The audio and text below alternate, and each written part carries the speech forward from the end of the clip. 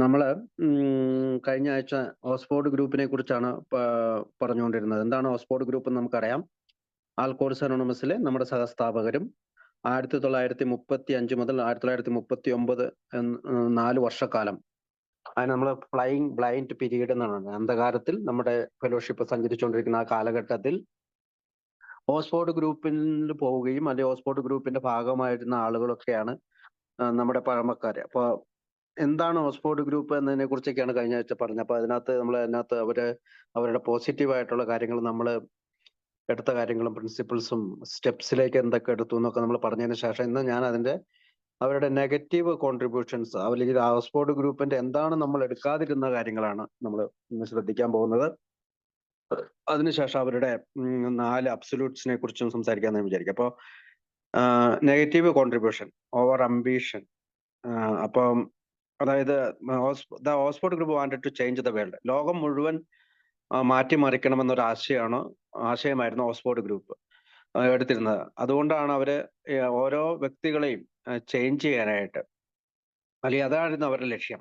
വ്യക്തികൾ ചേഞ്ച് ആവുന്നതിലൂടെ ലോകം ചേഞ്ച് ആവുന്നു എന്നതാണ്. അതൊരു വലിയ കാഴ്ചപ്പാടാണ്. അല്ലെങ്കിൽ ഒരു ആൽക്കഹോളിക്കിനെ സംബന്ധിച്ചിടത്തോളം മൊത്തത്തിൽ അല്ലെങ്കിൽ പൂർണ്ണമായിട്ട് ചേഞ്ച് വരുത്തുക എന്ന് പറയുന്നത് വളരെ ബുദ്ധിമുട്ടായിരിക്കാം. നമ്മൾ അതുകൊണ്ടാണ് പുരോഗതി എന്ന് പറയുന്നത്.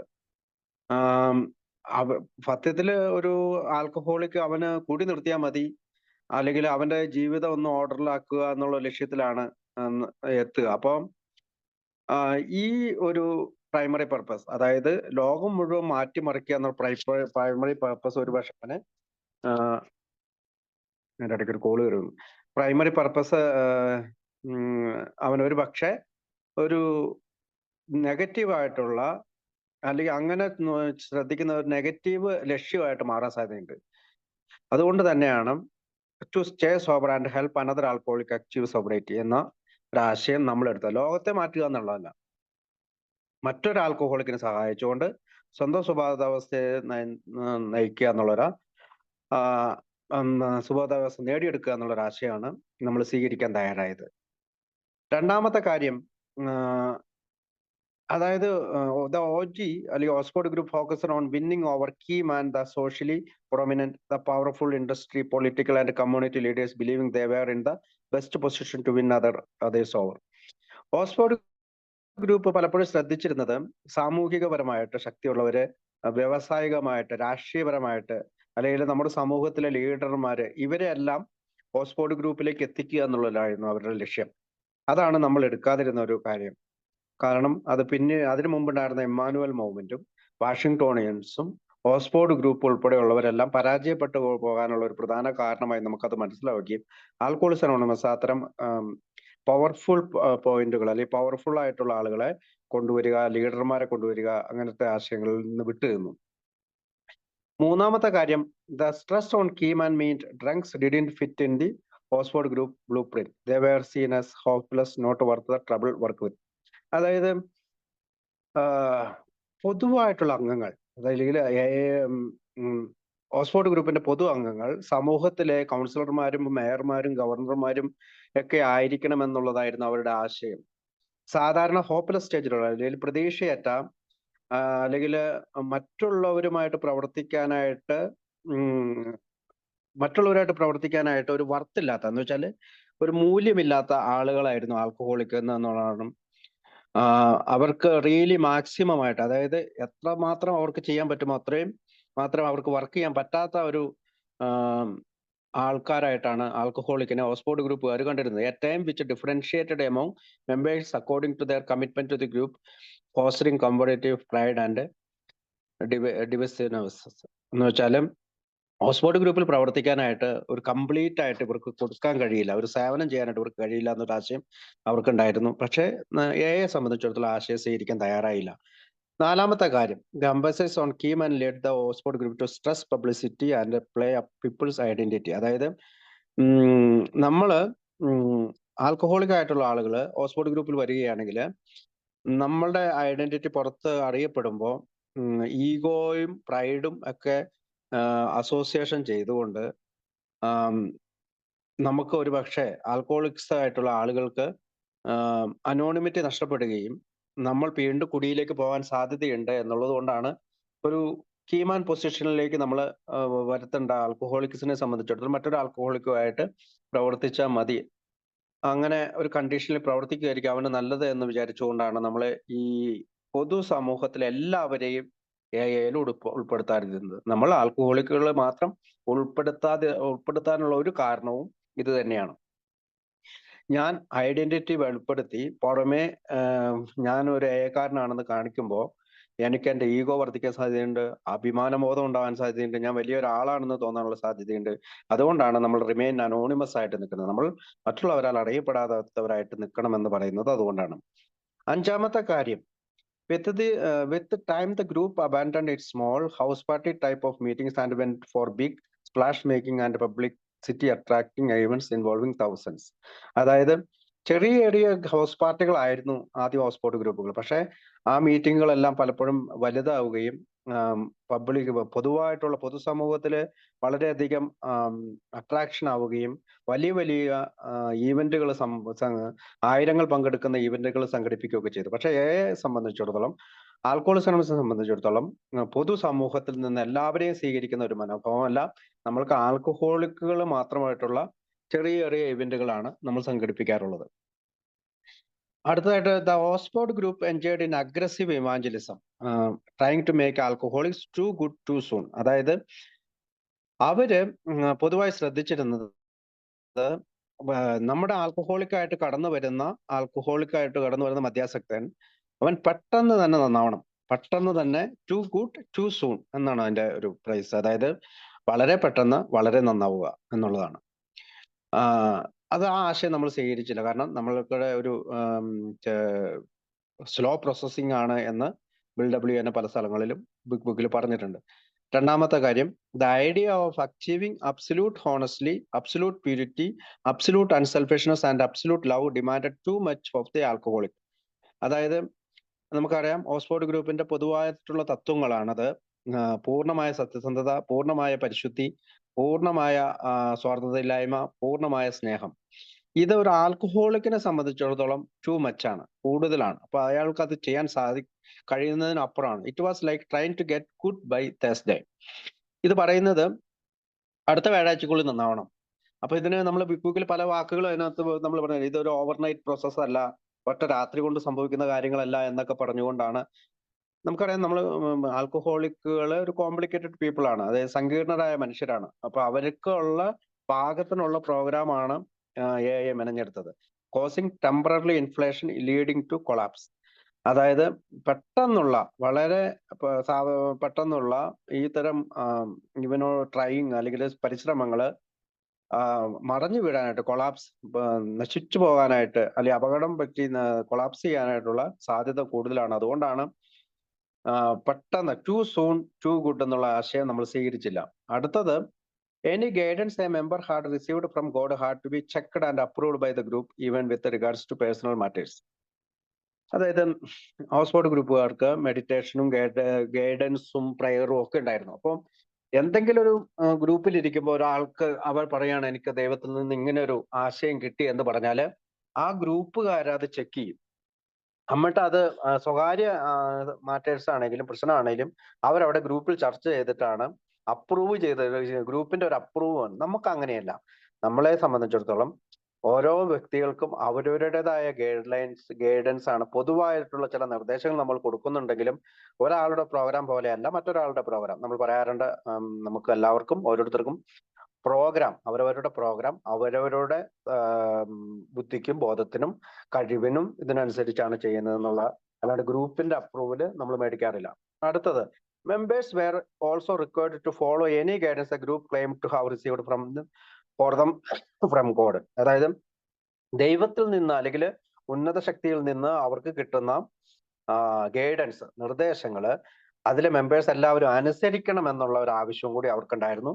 എയെ സംബന്ധിച്ചിടത്തോളം നമ്മൾ അങ്ങനെയൊന്നും ആരെയും കമ്പൽ ചെയ്യാറില്ല. അതാണ് നമ്മൾ എടുക്കാതിരുന്ന മറ്റൊരു കാര്യം. അടുത്തത്, before being accepted as A member and allowed to attend meeting, a person had to make a surrender to God on his knees in front of the group or another member. അതായത് Oxford ഗ്രൂപ്പിൽ ഒരു member ആകണമെന്ന് ഒരാൾ തീരുമാനിച്ചു കഴിഞ്ഞാൽ അയാൾ ഉടൻ തന്നെ make A surrender, ഞാൻ കീഴടങ്ങിയെന്ന് മറ്റുള്ള ആളുകളുടെയോ ഗ്രൂപ്പിന്റെ മുമ്പിലോ അല്ലെങ്കിൽ ഏതെങ്കിലും ഒരു വ്യക്തിയുടെ മുമ്പിലോ, ഓക്സ്ഫോർഡ് ഗ്രൂപ്പിൽ അംഗമായ ഒരു വ്യക്തിയുടെ മുമ്പിലോ മുട്ടിന്മേൽ നിന്ന് അയാൾ പറയണമായിരുന്നു. The exact words to use being dictated to him, a practice which lead some alcoholics to call Oxford Group take it or leave programme. അതായത് ഈ പ്രോഗ്രാമിന് അല്ലെങ്കിൽ ഓക്സ്ഫോർഡ് ഗ്രൂപ്പിന്റെ ഇത്തരം കാര്യങ്ങളെല്ലാം സ്വീകരിക്കുക അല്ലെങ്കിൽ വിട്ടുപോകുക, അതായിരുന്നു അവരുടെ ഒരു നയം. And let Bill to keep the time surrender. അത് സറണ്ടർ എന്ന വാക്ക് പലപ്പോഴും ബിഗ് ബുക്കിൽ നിന്നോ 12 നമുക്ക് കാണാൻ കഴിയില്ല. കാരണം ആ ടൈം നമുക്ക് ഉപയോഗിക്കാനായിട്ട് ആൽക്കഹോളിക്കിന് കടന്നു വരുന്ന സങ്കീർണരായ മനുഷ്യരായ ആൽക്കഹോളിക്കിന് മുമ്പിൽ സറണ്ടർ, നിങ്ങൾ ഇത് പെട്ടെന്ന് സ്വീകരിക്കണം അല്ലെങ്കിൽ പുറത്തു പോകണമെന്ന് പറയില്ല. ചിലർക്ക് 1 വർഷം കൊണ്ട്, ചിലർ 2 വർഷം കൊണ്ട്, ചിലപ്പോൾ ഫസ്റ്റ് ഡേയില്, ചിലപ്പോൾ സെക്കൻഡ് ഡേയിലൊക്കെ ഇവര് പല സമയങ്ങളിലാണ് ഇത് സ്വീകരിക്കാൻ തയ്യാറാവുന്നത് പ്രോഗ്രാം. അപ്പോൾ അതാണ് നമ്മൾ സ്വീകരിക്കാതിരുന്ന മറ്റൊരു കാര്യം. അതായത് മുട്ടുമേൽ നിന്ന് മറ്റുള്ളവരുടെ മുമ്പിൽ എനിക്ക് സറണ്ടർ ചെയ്യേണ്ട കാര്യമില്ല. എയെ സംബന്ധിച്ചിടത്തോളം ഓരോരുത്തരും അവരവരുടെ ഉള്ളിലാണ് സറണ്ടറിങ് നടക്കുക. അപ്പോൾ 6ാമത്തെ കാര്യം, the Oxford Group followed the practice of kneeling in prayer to which some alcoholics objected, a practice the addition of the unheard knees. അതായത് മുട്ടിന്മേൽ നിന്നുള്ള പ്രാർത്ഥനയാണ് ഓക്സ്ഫോർഡ് ഗ്രൂപ്പ് എപ്പോഴും പ്രോത്സാഹിപ്പിച്ചിരുന്നത്. പക്ഷെ നമ്മൾ ആ പ്രാക്ടീസിൽ നിന്ന് മാറുകയും on hour after humbly asked him, നമ്മളെ എന്താ പറയുന്നത്, നമ്മൾ അവനോട് വിനയപൂർവ്വം ചോദിച്ചു എന്നുള്ള സ്റ്റെപ്പ് 7 അതാണ് നമ്മൾ പറയുന്നത്. ബാക്കിയുള്ള കാര്യങ്ങൾ ഡിലേറ്റ് ചെയ്യുകയും ചെയ്തു. നമുക്ക് മുട്ടിന്മേൽ നിന്ന് പ്രാർത്ഥിക്കണം എന്നുള്ള ആശയത്തിൽ നിന്ന് മാറി ഹംബ്ലി ആസ്ക്ഡ് ഹിം എന്നുള്ള വാക്ക് നമ്മൾ വിനയപൂർവ്വം അപേക്ഷിച്ചു, അല്ലെ? വിനയപൂർവ്വം അപേക്ഷിച്ചു എന്നാണ് ആ വാക്കാണ് ആ പടിയിൽ ചേർത്തിരിക്കുന്നത്. ഇത്രയും കാര്യങ്ങളാണ്. ഇനി ചില കോൺട്രവേഴ്സികളായിട്ടുള്ള കാര്യങ്ങളിലേക്ക് പോവാണ്. നമ്മൾ ഇത് എന്തൊക്കെ പറയുന്നത് വെച്ചാൽ, ഓക്സ്ഫോർഡ് ഗ്രൂപ്പിൽ നിന്ന് നമ്മൾ എന്തൊക്കെ സ്വീകരിച്ചു, എന്തൊക്കെ സ്വീകരിച്ചില്ല എന്നും നമുക്ക് മനസ്സിലാക്കണം. നമ്മൾ സംബന്ധിച്ചിടത്തോളം പലപ്പോഴും നമ്മൾ ചിന്തിക്കും, എന്തിനാണ് ഇപ്പോൾ ഓക്സ്ഫോർഡ് ഗ്രൂപ്പിന്റെ കാര്യം നമ്മൾ ചിന്തിക്കുന്നതെന്ന് വെച്ചാൽ, അന്നത്തെ കാലത്ത് ഓക്സ്ഫോർഡ് ഗ്രൂപ്പിൽ നിന്നൊക്കെ വരുന്ന ആളുകൾക്ക് കൂടുതൽ മോചനം കിട്ടിയിരുന്നു. 20% എന്ന് പറയുന്ന കാര്യം, അവിടെ 100 പേര് വന്നാൽ 100 പേര് സോബറാവും എന്നൊക്കെയാണ് നമ്മുടെ ആമുഖങ്ങളിലൊക്കെ, നമ്മൾ പ്രിയാമ്പിളിലൊക്കെ, പ്രീഫേസസിൽ, നമ്മുടെ ബിഗ് ബുക്കിന്റെ ആദ്യ ഭാഗങ്ങളിലൊക്കെ പറയുന്നത്. അപ്പൊ ഏതായാലും അത് മനസ്സിലാക്കാൻ വേണ്ടിയിട്ടാണ് നമ്മൾ പലപ്പോഴും ഓക്സ്ഫോർഡ് ഗ്രൂപ്പിന്റെ കാര്യങ്ങൾ കൂടി നമ്മൾ ഗ്രൂപ്പിൽ ചർച്ച ചെയ്യുക. അടുത്തത് കുറച്ച് കോൺട്രവേഴ്സ്യൽ ആയ കാര്യങ്ങളൊക്കെയാണ്. Because of its aggressive evangelism, അതായത് വളരെ അഗ്രസീവ് ആയിട്ടുള്ള സുവിശേഷവൽക്കരണം എന്നുള്ള കാര്യവും, കീമൻ, അതായത് പബ്ലിക് ആയിട്ടുള്ള ഗവർണർമാര്, മേയർമാര്, പ്രൈം മിനിസ്റ്റേഴ്സ്, അങ്ങനെയുള്ളവരെയൊക്കെ സ്വീകരിക്കാനാണ് ഓക്സ്ഫോർഡ് ഗ്രൂപ്പ് മെയിൻലി ശ്രദ്ധിച്ചിരുന്നത്. The biggest of which was its declared intention 1936 of winning Adolf Hitler to its programme. അതായത് അഡോൾഫ് ഹിറ്റ്ലറിന് 1936 നമ്മുടെ മഹായുദ്ധം, 1-ാം ലോക മഹായുദ്ധവും 2-ാം ലോക മഹായുദ്ധവും ഒക്കെ നടക്കുന്നതിന് തൊട്ടു മുമ്പ് ജർമ്മനിയിലെ അഡോൾഫ് ഹിറ്റ്ലറിനെ പോലും തങ്ങളുടെ പ്രോഗ്രാമിലേക്ക് കൊണ്ടുവരാൻ അവർ ട്രൈ ചെയ്തു. Following it was unjustly but damagingly accused to pro Nazi sympathies. അതായത് നാസികളായിട്ടുള്ള ആളുകളിൽ നിന്ന് ആളുകളെ നമ്മൾ ഓക്സ്ഫോർഡ് ഗ്രൂപ്പിൽ ചേർക്കാൻ ശ്രമിച്ചു. പക്ഷെ അത് പിന്നീട് പരാജയപ്പെടുകയാണ് ഉണ്ടായത്. പിന്നീട് ജർമ്മനിയിൽ പോലും ഓക്സ്ഫോർഡ് ഗ്രൂപ്പിനെ പിടിച്ചു നിൽക്കാൻ സാധിച്ചില്ല എന്നുള്ളതാണ് ചരിത്രം പറയുന്നത്. ഇപ്പോ ഹിറ്റ്ലർ എന്ന് പറയുന്ന വലിയ ലോകപ്രസിദ്ധനായ ഒരാളെ പോലും തങ്ങളുടെ പ്രോഗ്രാമിലേക്ക് കൊണ്ടുവരാനുള്ള മനസ്സാണ് അവർ കാണിച്ചത്. ഇതെല്ലാം ഓക്സ്ഫോർഡ് ഗ്രൂപ്പിന്റെ തകർച്ചയിലേക്കാണ് പിന്നീട് നയിച്ചത്. അടുത്തത്, the approper that followed is one of these reason. Bill omitted any mention of the Oxford in the big book and sought to distance AA from it. ഇത്തരം കാര്യങ്ങൾ ഉള്ളതുകൊണ്ട് 1939 ബുക്ക് ഇറങ്ങിയപ്പോ ബിൽ വിൽസൺ ഓക്സ്ഫോർഡ് ഗ്രൂപ്പിനെ പറ്റി big ബുക്കിൽ mention ചെയ്തില്ല. അല്ലെങ്കിൽ alcoholics അനോണിമസും Oxford ഗ്രൂപ്പും ഇതിനെയും ഒരു വിദൂരതയിൽ നിർത്താനാണ് അവർ ശ്രമിച്ചത്. പലപ്പോഴും ബിഗ് ബുക്ക് ഇറങ്ങിയ കാലഘട്ടങ്ങളിൽ പോലും ബിൽ വിൽസൺ ഒരിക്കലും ഓക്സ്ഫോർഡ് ഗ്രൂപ്പിനെ പറ്റി സംസാരിക്കുകയോ ഓക്സ്ഫോർഡ് ഗ്രൂപ്പിന്റെ തത്വങ്ങളെ പറ്റി സംസാരിക്കുകയോ ചെയ്തില്ല. പിന്നീട് ഒരു 1960-കളിൽ അതിൽ അദ്ദേഹം മരണപ്പെടുന്നതിന് തൊട്ട് മുമ്പുള്ള കാലങ്ങളിൽ ഓക്സ്ഫോർഡ് ഗ്രൂപ്പിനെ മെൻഷൻ ചെയ്തെങ്കിലും ഈ കാലങ്ങളിലെല്ലാം പറയാൻ പോലും ഭയമായിരുന്നു. ഒന്നാമത്തെ കാര്യം, ഈ ഓക്സ്ഫോർഡ് ഗ്രൂപ്പുമായിട്ടുള്ള ബന്ധം ആൽക്കഹോളിക്സ് അനോണിമസിലേക്ക് ആളുകളെ ആകർഷിക്കുമെന്ന് ബിൽ വിൽസൺ ഭയപ്പെട്ടിരുന്നു. പക്ഷെ ലേറ്റർ സാം ഷുമാക്കറെ പോലെയുള്ള ഓക്സ്ഫോർഡ് ഗ്രൂപ്പിലെ ആളുകളെ നമ്മുടെ കൺവെൻഷന് വിളിക്കുകയും ഓക്സ്ഫോർഡ് ഗ്രൂപ്പിലെ നമ്മളെ സാം ഷുമാക്കറെ നമ്മുടെ സഹസ്ഥാപകനാണെന്ന് പോലും അദ്ദേഹം പറയുന്നതൊക്കെ ആയിട്ട് നമുക്ക് ചരിത്രത്തിൽ വായിക്കാവുന്നതാണ്. അടുത്തത്, പിന്നെ സാം ഷുമാക്കർ നമ്മുടെ കൺവെൻഷന് വന്ന് പ്രസംഗിച്ചിട്ടുമുണ്ട്. ഹെൻറിറ്റ സെബർലിംഗ, സാം ഷുമാക്കർ, അങ്ങനെയുള്ള എല്ലാവരെയും,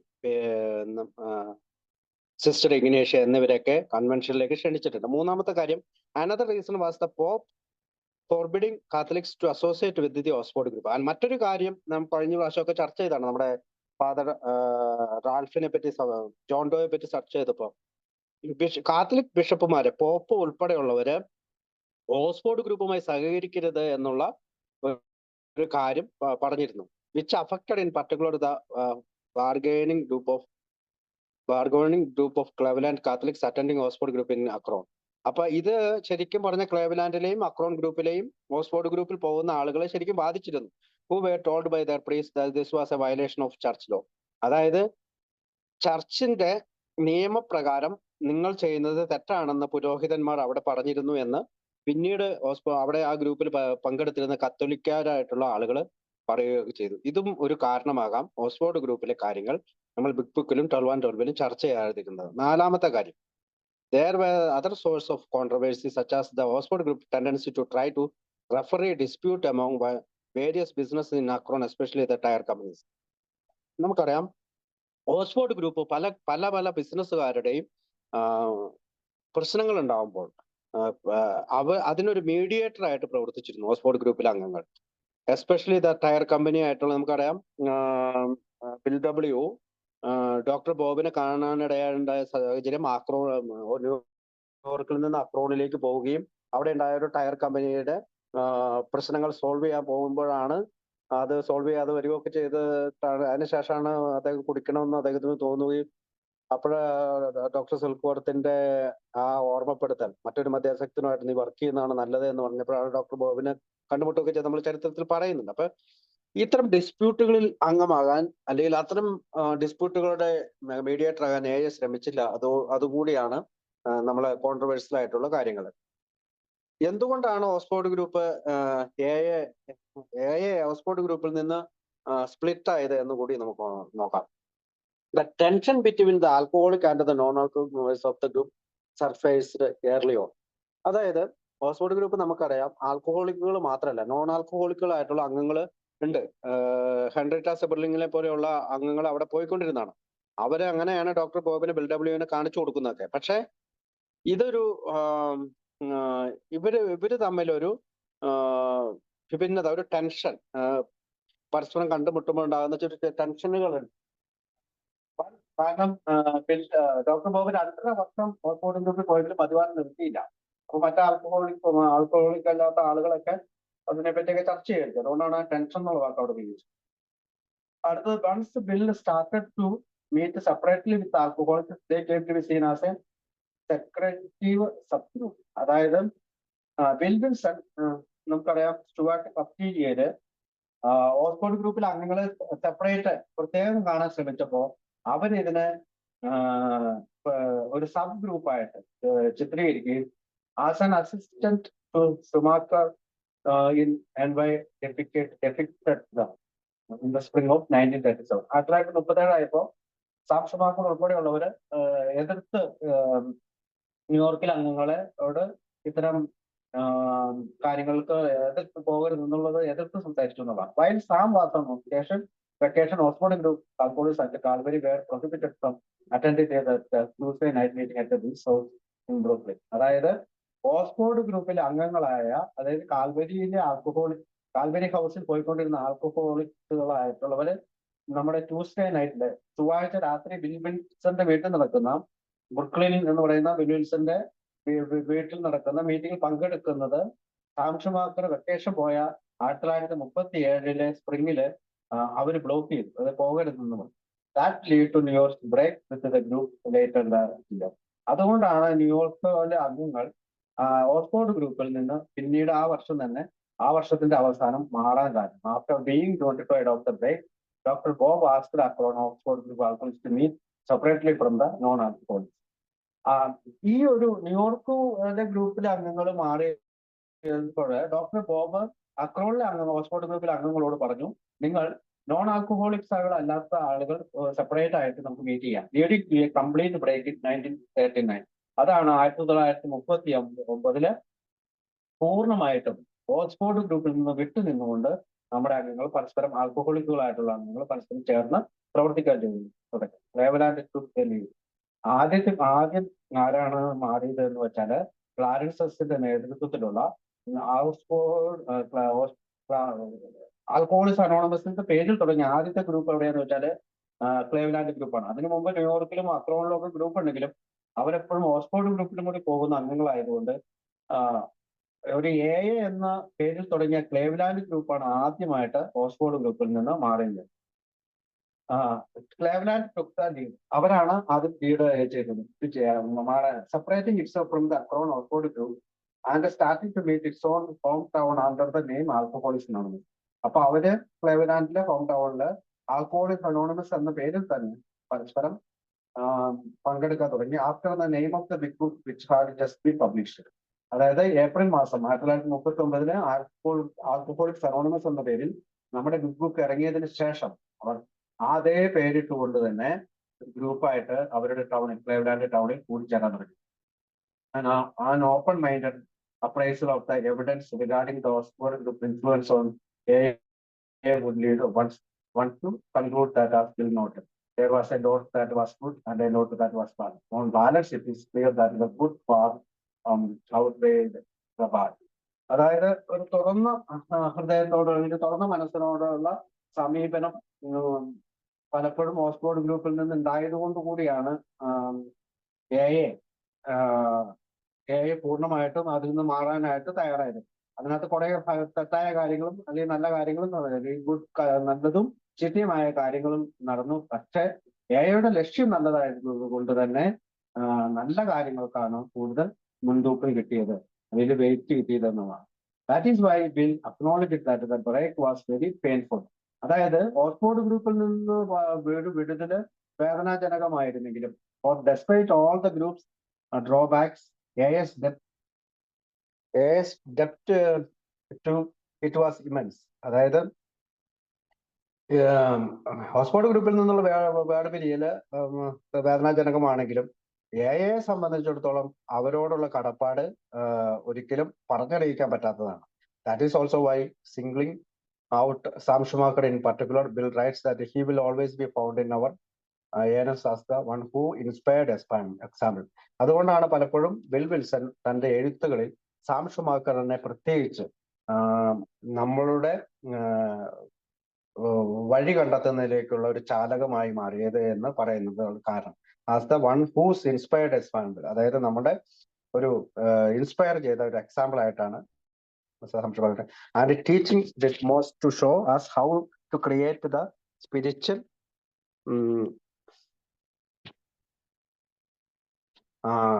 spiritual climate. Inspired example and teaching did most to show us how to create the spiritual climate in which we alcoholics may survive and then proceed to grow. അതായത് എങ്ങനെയാണ് ഒരു ആത്മീയമായിട്ടുള്ള അന്തരീക്ഷം ഉണ്ടാക്കിയെടുത്തുകൊണ്ട് നമുക്ക് എങ്ങനെ survive ചെയ്യാൻ പറ്റും, എങ്ങനെ മുന്നോട്ട് പോകാൻ പറ്റും എന്നൊക്കെ അദ്ദേഹത്തിൽ നിന്ന് നമ്മൾ പഠിച്ചത്. നമുക്ക് വളരാൻ പറ്റുന്ന കാര്യങ്ങളെ പറ്റി പഠിച്ചത് തന്നെ ഓക്സ്ഫോർഡ് ഗ്രൂപ്പിലെ സാം ഷുമാക്കറിൽ നിന്നാണെന്ന് പോലും അദ്ദേഹം എഴുതി വെച്ചിട്ടുണ്ട്. As a depth of timeless gratitude for all that God send us through Sam and his friends in the days of AA's infancy. എയുടെ ശൈശവകാലങ്ങളിൽ സാം ഷുമാക്കറിനെ പോലെയുള്ള ആളുകളെ ദൈവം, അല്ലെങ്കിൽ സാം ഷുമാക്കറിനെയും അവന്റെ കൂട്ടുകാരെ പോലെയുള്ള ആളുകളെ ദൈവം നമ്മളുടെ അടുത്തേക്ക് അയച്ചു. അതുകൊണ്ട് തന്നെ അവരോടുള്ള കടപ്പാട് നമുക്ക് സമയത്തിന് അതീതമായിട്ടുള്ള കൃതജ്ഞത നമ്മൾ അവനോട് പ്രകടിപ്പിക്കണം എന്നൊക്കെ പറഞ്ഞുകൊണ്ടുള്ള ലെറ്ററിലെ കാര്യങ്ങളാണ് പറയുക. അപ്പോൾ and so to the principle of open mindedness, അതായത് ഓക്സ്ഫോർഡ് ഗ്രൂപ്പിലെ ഈ ഓപ്പൺ മൈൻഡ്നെസ്, തുറന്ന മനസ്സ്, Bill adds the principle of gratitude. അത് കൃതജ്ഞത എന്ന പേരിലേക്ക് ബില്ല് ആഡ് ചെയ്തു. Virtue of the heart more than of the mind. അതായത് ഹൃദയത്തിന്റെ ഹൃദയപൂർവമായിട്ടുള്ള കാര്യങ്ങളാണ് മനസ്സിനേക്കാളും നല്ല ഇതെന്നുള്ള രീതിയിൽ അതൊക്കെ എഴുതി വെപ്പിച്ചു. We can be grateful because without the Oxford Group there would be no A. ഇപ്പൊ ഇവിടെ അദ്ദേഹം പറയുന്നത് ആൽക്കഹോളിസ് അനോണിമസ് ഓക്സ്ഫോർഡ് ഗ്രൂപ്പ് ഇല്ലായിരുന്നുവെങ്കിൽ ആൽക്കഹോളിസ് അനോണിമസ് ഉണ്ടാകുമായിരുന്നില്ല. We can also be grateful because had be stayed in the Oxford Group there would be no A either. അപ്പം Oxford ഗ്രൂപ്പിൽ നമ്മൾ ഒരു പക്ഷേ അന്നത്തെ കാലത്ത് നിന്നില്ലായിരുന്നെങ്കിൽ നമുക്ക് പിന്നീട് എ ഉണ്ടാകുമായിരുന്നില്ല എന്ന് പറഞ്ഞുകൊണ്ടാണ് അദ്ദേഹം ആ ലേഖനം അവസാനിപ്പിക്കുന്നത്. അപ്പൊ നമ്മൾ പറഞ്ഞു വന്നുകൊണ്ടിരുന്നത് ഓക്സ്ഫോർഡ് ഗ്രൂപ്പിനെ കുറിച്ചാണ്. ഈ പറയുന്നതിന്റെ ഇടയ്ക്ക് നമ്മൾ കേട്ടിട്ടുണ്ടാവും ഈ ഓക്സ്ഫോർഡ് ഗ്രൂപ്പിനെ പറ്റി പറഞ്ഞുകൊണ്ടിരുന്നപ്പോ നമ്മൾ കേട്ടിട്ടുണ്ടാവും നമ്മുടെ ഹലോ കേൾക്കാലോ അല്ലെ? Okay, sorry. The 4 absolute of the Oxford Group, അതായത് 4 അബ്സല്യൂട്ടുകളെ പറ്റി, പൂർണ്ണതകളെ പറ്റി കേട്ടിട്ടുണ്ടാവും. എന്താണത്? Absolute honesty, absolute unselfishness, absolute love, absolute purity. എന്താണ് ഓക്സ്ഫോർഡ് ഗ്രൂപ്പുകാര് ഇതുകൊണ്ട് അർത്ഥമാക്കുന്നതെന്ന് ബിൽ വിൽസൺ ഒരു ലേഖനത്തിൽ എഴുതിയിട്ടുണ്ട്. ആ ലേഖനമാണ് ഞാൻ വായിക്കാം. ഇവ ഒരു പക്ഷേ എയുടെ തത്വങ്ങളുടെ ഭാഗമല്ല എന്ന് നമുക്ക് തോന്നാം. കാരണം നമുക്ക് അബ്സല്യൂട്ട് എന്ന് പറയുന്നതിൽ പരിപൂർണത എന്നുള്ള ഒരു ഭാഗമില്ല. അതാണ് വാസ്തവം എന്നിരിക്കെ പക്ഷെ നമുക്കിത് തിരസ്കരിക്കാം എന്ന് പറയുന്നവരും കൂടിയുണ്ട്. പക്ഷെ അത് നമ്മൾ ആത്മീയതയെ തിരസ്കരിക്കുന്നതിന് തുല്യമാണ് എന്നാണ് പറയുക. എയുടെ എളിയ തുടക്കകാലത്ത്, അതായത് എയുടെ ശൈശവഘട്ടത്തിൽ ഓക്സ്ഫോർഡ് ഗ്രൂപ്പിൽ നിന്നും കടമെടുത്ത ഒരു തത്വങ്ങളാണിവ. സുബോധത്തോടെ ജീവിക്കുന്നതിനും ഉപയോഗപ്രദമായി ജീവിക്കുന്നതിനും നമ്മുടെ ആദ്യകാല പഴമക്കാർ ഇവിടെ നിന്നുള്ള സഹായവും അഭിപ്രായങ്ങളും തേടിക്കൊണ്ടിരുന്നു. അവസരത്തിൽ ഏറ്റവും കൂടുതൽ സഹായകരമായ തത്വങ്ങളാണ് ഈ പറയുന്ന 4 തത്വങ്ങൾ. ആ രീതിയിൽ നമ്മൾ അവയെ കണ്ടെത്തണം. നമ്മുടെ പടികളിലും പാരമ്പര്യങ്ങളിലും ഇവയെ പറ്റിയുള്ള പരാമർശം ഇല്ലാത്തത് കൊണ്ട് നാം ഇവയെ മറന്നു കളയാൻ ശ്രമിക്കാറുണ്ട്. എന്നാലും നമ്മുടെ പഴമക്കാരുടെ വളരെ നന്നായി നടക്കുന്ന പല കൂട്ടായ്മകളിലും അന്നത്തെ കാലത്ത് ഈ തത്വങ്ങളെ പറ്റി മിക്കപ്പോഴും ചർച്ച ചെയ്യും, അത് ഇപ്പോഴും ചർച്ച ചെയ്യുകയും ചെയ്യുന്നുണ്ടെന്ന് വേണം. അല്ലെങ്കിൽ അത് ഉദാഹരണങ്ങളായി നമ്മൾ എടുക്കാറുണ്ട് എന്നുള്ളത് നമ്മൾ കരുതണം. അവരുടെ കയ്യിൽ നേരത്തെ ഈ തത്വങ്ങളുടെ പ്ലേ കാർഡുകൾ മിക്കപ്പോഴും എല്ലാ ദിവസവും പ്രദർശിപ്പിക്കാറുണ്ടായിരുന്നു. അതായത് നമ്മുടെ ആൽക്കഹോളിസ് അനോണിമസിന്റെ മീറ്റിംഗിൽ പോലും ഈ പറയുന്ന പ്ലേ കാർഡുകൾ പ്രദർശിപ്പിക്കാറുണ്ട്. മേൽപ്പറഞ്ഞ തത്വങ്ങൾ നമ്മുടെ സുബോധ ജീവിതത്തിൽ പകർത്തുകയും ജീവിതം കുറച്ചുകൂടി നന്നാക്കുവാൻ നമ്മെ സഹായിക്കുകയും ചെയ്യുമെന്ന കാര്യത്തിൽ ഒരു പൊതുവായ അഭിപ്രായം ഉണ്ടാകുന്നത് നല്ലതാണ്. നമുക്ക് കിട്ടിയ വിശിഷ്ടമായ സുബോധാവസ്ഥ നഷ്ടപ്പെട്ട പലരും അശ്രദ്ധ മൂലമാണ് സംഭവിച്ചതെന്നും ഈ 4 തത്വങ്ങൾ പാലിച്ചിരുന്നെങ്കിൽ അത് സംഭവിക്കില്ലായിരുന്നുവെന്നും നാം തിരിച്ചറിയണം. ശ്രദ്ധാപൂർവം 12 പടികളെ പരിശോധിച്ചാൽ ഈ 4 തത്വങ്ങളെ കോർത്തിണക്കിയ ഒരു ചങ്ങലയാണെന്നും നല്ല ഒരു സുബോധ ജീവിതത്തിൽ നമ്മെ സഹായിക്കുമെന്നും കാണാം. എന്താണ് അബ്സല്യൂട്ട്? The absolute. അബ്സല്യൂട്ട് എന്ന് പറയുന്നത് പരിപൂർണതയാണ്. ധാരാളമായി നമ്മൾ കേട്ടറിഞ്ഞിട്ടുള്ള, എന്നാൽ ഒരിക്കൽ പോലും നമുക്ക് ഒരിക്കലും വരാൻ പറ്റാതിരുന്ന വലിയൊരു കൂട്ടായ്മയിലേക്ക് ഒരു ദിവസം നമ്മൾ കടന്നു വരികയാണ്. അപ്പോൾ ആൽക്കഹോളിസ് അനോണിമസിന്റെ മീറ്റിംഗിൽ ഭിത്തിയിൽ ഒരിടത്ത് പ്ലീസ് ഡസ് ഇറ്റ് എന്നൊരു വാചകം കണ്ടു. നമ്മുടെ ജാക്കറ്റ് അല്ലെങ്കിൽ കോട്ട് തൂക്കിയിടാൻ നേരം ഭിത്തിയുടെ മറ്റൊരു വശത്ത് ഫസ്റ്റ് തിങ് ഫസ്റ്റ് എന്നും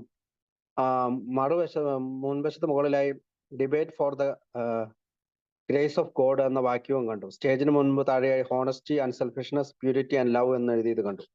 മീറ്റിംഗ് തുടങ്ങുവാനായി മറ്റാരും ശ്രദ്ധിക്കപ്പെടാതെ അവസാന സീറ്റിലിരിക്കുമ്പോൾ വളരെ കാലങ്ങൾക്ക് ശേഷം ആദ്യമായി ഈ തത്വങ്ങളെ മുഖാമുഖം കണ്ടപ്പോൾ മനസ്സിൽ കൂടി ആ തത്വങ്ങൾ കടന്നുപോയി. ദീർഘവർഷങ്ങളായി സുബോധാവസ്ഥയിലുള്ള ഞാൻ ഭയമില്ലാതെ തന്നെ എൻ്റെ ജീവിതത്തിലെ ഈ തത്വങ്ങളുമായി തട്ടിച്ചു നോക്കി. വളരെ ചെറിയ ഒരു ഫലം മാത്രമേ അതെനിക്ക് തന്നുള്ളൂ. അടുത്ത കാലത്ത് 15 വർഷമായി സുബോധാവസ്ഥയിലുള്ള ഒരു വിനയാനിതനായ സഹോദരന്റെ അനുഭവങ്ങൾ കേൾക്കുവാനിടയായി. അദ്ദേഹത്തിന്റെ സുബോധാവസ്ഥയ്ക്ക് കാരണമായ ഈ തത്വങ്ങളോട് എത്രമാത്രം കടപ്പെട്ടിരിക്കുന്നു എന്ന് അയാൾ പറഞ്ഞു. തനിക്ക് കടപ്പാടുള്ള കാര്യങ്ങളെ പറ്റി പറയുമ്പോൾ സത്യസന്ധനായിരിക്കുമ്പോൾ എത്രമാത്രം സുഖം അനുഭവിക്കുന്നു എന്ന് വിവരിച്ചു. അഹങ്കാരത്തോടെയല്ല ഇത് പറഞ്ഞത്. ഭാര്യയോടും സുഹൃത്തുക്കളോടും ഒക്കെ കഴിവതും സത്യങ്ങൾ മാത്രം പറയുന്നുവെന്നും മറച്ചു വെക്കാൻ ഒന്നുമില്ലെന്നും പണപരമായും മറ്റുള്ള കാര്യങ്ങളിലും സത്യസന്ധത പുലർത്തുന്നുമെന്നാണ് അദ്ദേഹം പറഞ്ഞത്. ശരിക്കും വിനീതനായ ഒരു വ്യക്തിയുടെ സാക്ഷ്യമായിരുന്നു അത്. നമ്മൾ കാർട്ടൂണുകളിൽ കാണുന്ന കഥാപാത്രത്തെ പോലെ സ്റ്റേജിൽ കയറി നിന്നുകൊണ്ട് മറ്റാരേക്കാളും തനിക്ക് വിനയമുണ്ടെന്നും താനത് തെളിയിക്കാമെന്നും പറയുന്ന ഒരു വ്യക്തിയല്ലായിരുന്നു അയാൾ. പക്ഷേ പരിപൂർണമായ സത്യസന്ധതയെപ്പറ്റി ചിന്തിച്ചു നോക്കൂ. ഇത് സത്യത്തെ തേടിയുള്ള ഒരു യാത്രയൊന്നുമല്ല. അങ്ങനെ തിരിഞ്ഞവർക്ക് ഒരിക്കലും സത്യത്തെ സത്യത്തെ കണ്ടെത്താൻ ഇടയായിട്ടുമില്ല. നമ്മളിൽ പലരെയും ഈ 4 സത്യങ്ങൾ എങ്ങനെയാണ് ബാധിക്കുക? വാക്കുകൾ ഉപകരണങ്ങളാണ്. മറ്റെല്ലാ ഉപകരണങ്ങളെയും പോലെ ഉപയോഗിക്കാതിരുന്നാൽ അവ തുരുമ്പിക്കും. അതിലും പ്രധാന കാര്യം ഉപകരണങ്ങളെ നാം ശരിക്കും പഠിച്ചിരിക്കണമെന്നുള്ളതാണ്. മനസ്സിലാക്കുകയും ഉപയോഗിക്കാൻ നന്നായി ശീലിക്കുകയും വേണം. പരിശ്രമിക്കുകയും ചെയ്യണം. അല്ല എങ്കിൽ അവസാന ഫലം വളരെ ദയനീയമാകാം.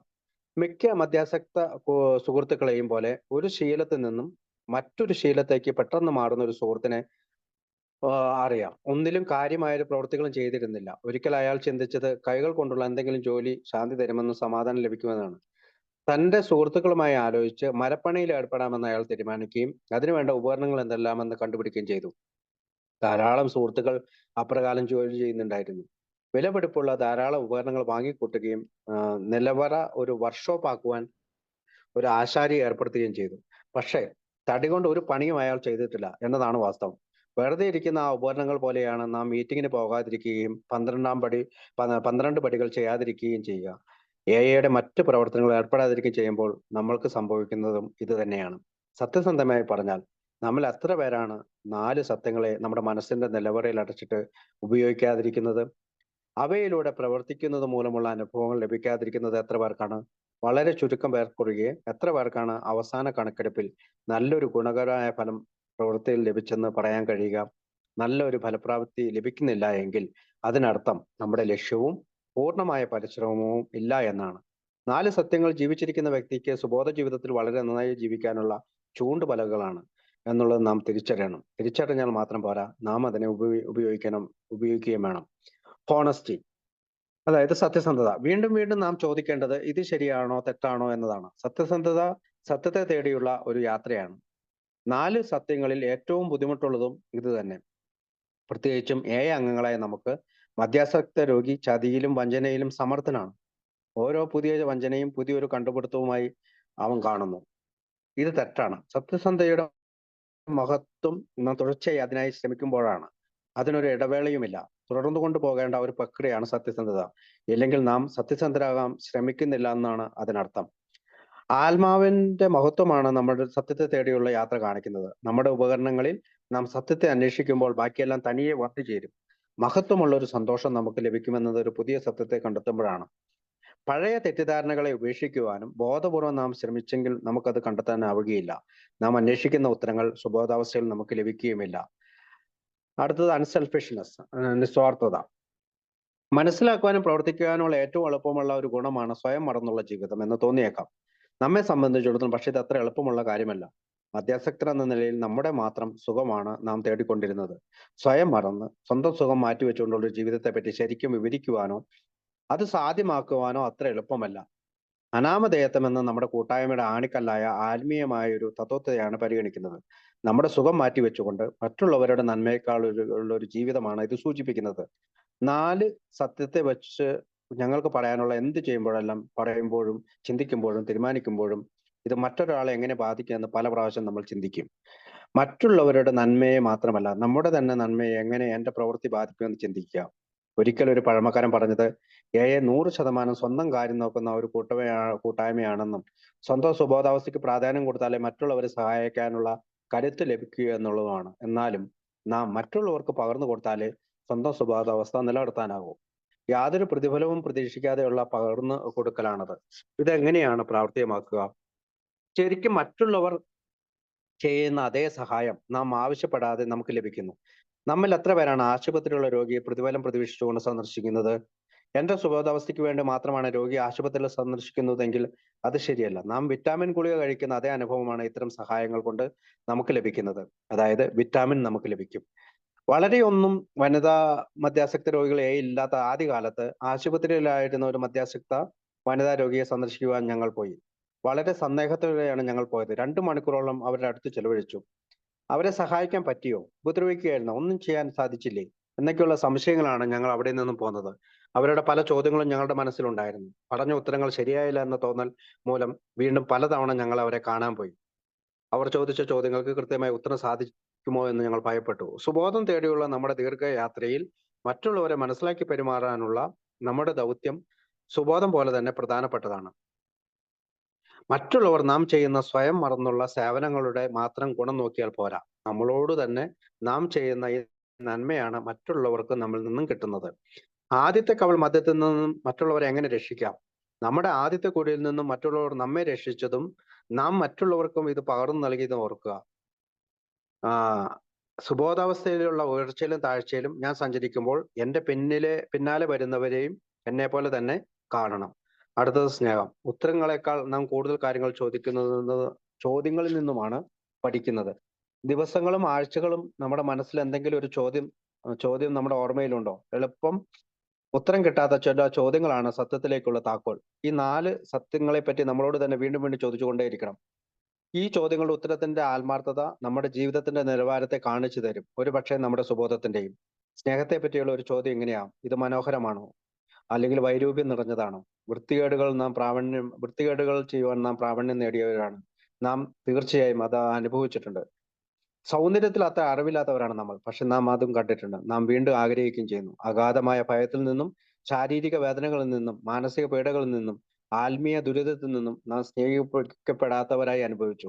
സ്നേഹം മനോഹരമാണ്. സ്വയം സഹതാപത്തിലും വൈരാഗ്യത്തിലും അഹങ്കാരം നിറഞ്ഞ വ്യക്തിത്വത്തിലും എല്ലാം നമ്മെ കാഴ്ചശക്തി ഇല്ലാത്തവരാക്കി. നമുക്ക് അപരിചിതരിൽ നിന്ന് സ്നേഹവും വിശ്വാസവും ലഭിക്കുന്നു. ഇത് സുബോധ ജീവിതത്തിൽ മുന്നേറാൻ നമ്മെ സഹായിക്കുന്നു. നാമും ഇത് മറ്റ് അപരിചിതർക്ക് പകർന്നു നൽകുന്നു. ലളിതമായി പറഞ്ഞാൽ ഇതാണ് സംഭവിക്കുന്നത്. നഴ്സറി ക്ലാസ് മുതൽ തുടക്കം മുതൽ ഭാഗ്യത്തിന് നമുക്ക് സ്നേഹവും കരുതലും ലഭിക്കുന്നു. നാം ഇപ്പോഴും നഴ്സറി ക്ലാസ്സുകളിലാണ്. പഴയ പാട്ടിൽ പറയുന്നത് പോലെ സ്നേഹം പല മുഖങ്ങളുള്ള മഹത്തായ കാര്യമാണ്.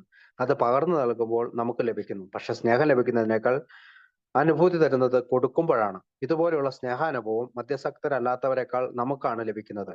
ഇത് നാം കൃതജ്ഞതയോടെ ഓർക്കേണ്ടതുണ്ട്. വളരെ കുറച്ച് ആളുകൾക്ക് മാത്രമേ ജീവൻ രക്ഷിക്കുവാൻ സാധിക്കുകയുള്ളൂ. രണ്ടാമതൊരു ജീവിതം നൽകലെന്ന ഈശ്വരന്റെ കൃപയ്ക്ക് സഹായികളാകുക എന്ന മഹാഭാഗ്യം അതിലും കുറച്ച് നമ്മളെ പോലുള്ളവർക്ക് മാത്രമേ ലഭിക്കുകയുള്ളൂ. പാവങ്ങളുടെ ദൈവത്തിലേക്കുള്ള തുടക്കമാണ് സ്നേഹം എന്ന് ദരിദ്രനായിരിക്കുന്ന പുതുമക്കാരന് നമുക്കൊരിക്കൽ ലഭിച്ചതുപോലെയുള്ള സ്നേഹം പകർന്നു നൽകുന്നതാണ് 12-ാം പടി. നാം ദരിദ്രരാണെന്ന് മദ്യത്തിന്റെ ശക്തി മൂലമോ അല്ലാതെയോ സമ്മതിക്കാൻ പറ്റാത്ത അഹങ്കാരികളായിരുന്നു നമ്മൾ. ഒരിക്കൽ നാം എല്ലാം അയാൾക്ക് മദ്യം പ്രശ്നമായിട്ടുള്ള ആളാണെങ്കിൽ സ്നേഹത്തിലൂടെ അയാളെ മനസ്സിലാക്കുന്നതിലൂടെ നമ്മുടെ നല്ല നടപ്പ് മൂലമുള്ള ഉദാഹരണത്തിലൂടെ സ്നേഹം അയാളെ പഠിപ്പിച്ചെടുക്കാം. നാം നമ്മുടെ മാത്രം സുബോധാവസ്ഥയ്ക്ക് ജീവിച്ചാൽ ആത്മീയമായി വീണ്ടും ഭിക്ഷക്കാരായി നമ്മൾ മാറും. അഹങ്കാരം നമ്മെ അന്ധരാക്കും. വിശപ്പ് കൊണ്ട് നാം നമ്മെ തന്നെ ഭക്ഷിക്കുന്നു. ഒരു പക്ഷേ വീണ്ടും മദ്യത്തിലേക്ക് തിരിയുന്നു. നമ്മെ തന്നെ കൊടുക്കുന്നതാണ് സ്നേഹം. അത് നാം ചെയ്തില്ല എങ്കിൽ നമ്മുടെ പുരോഗതി തടസ്സപ്പെടുന്നു. അതുകൊണ്ട് നമുക്ക് ലഭിച്ച സ്നേഹവും കരുതലും നാമും പങ്കുവയ്ക്കാൻ ബാധ്യസ്ഥരാണ്. പ്രത്യേകിച്ചും ദുരിതം അനുഭവിക്കുന്ന മറ്റു മദ്യാസക്തരുമായി അത് ചെയ്യാത്തവർ ആത്മീയ ദാരിദ്ര്യം അനുഭവിക്കും. സ്നേഹം കൊടുക്കുമ്പോൾ നമ്മുടെ ജീവിതമാണ് കൊടുക്കുന്നത്. അതിന് നാം തയ്യാറാണോ? മറ്റൊരാൾ സ്നേഹം തരുമ്പോൾ അയാളുടെ ജീവിതമാണ് നമുക്ക് തന്നത്. അത് സ്വീകരിക്കാൻ നാം തയ്യാറായോ? സ്നേഹം ലഭിക്കുമ്പോൾ അവിടെ ഈശ്വരനുണ്ട്. സ്വീകരിക്കാൻ നാം തയ്യാറാണോ? സ്നേഹിക്കാനുള്ള മനസ്സ് ഈശ്വരന്റെ മനസ്സാണ്. നാം 3-ാമത്തെ പടി ചെയ്തിട്ടുണ്ടോ? ഇത് മനോഹരമാണോ? വിരൂപമാണോ? ശരിക്കും മനോഹരമാണെങ്കിൽ അത് സ്നേഹത്തിന്റെ വഴിയാണ്. അത് ഏയുടെ വഴിയാണ്. നാം വിശ്വസിക്കുന്ന ഈശ്വരന്റെ വഴിയാണ്. അടുത്തത് പ്യൂരിറ്റിയെ പറ്റിയാണ്. ഇത് മനസ്സിലാക്കാൻ എളുപ്പമാണ്.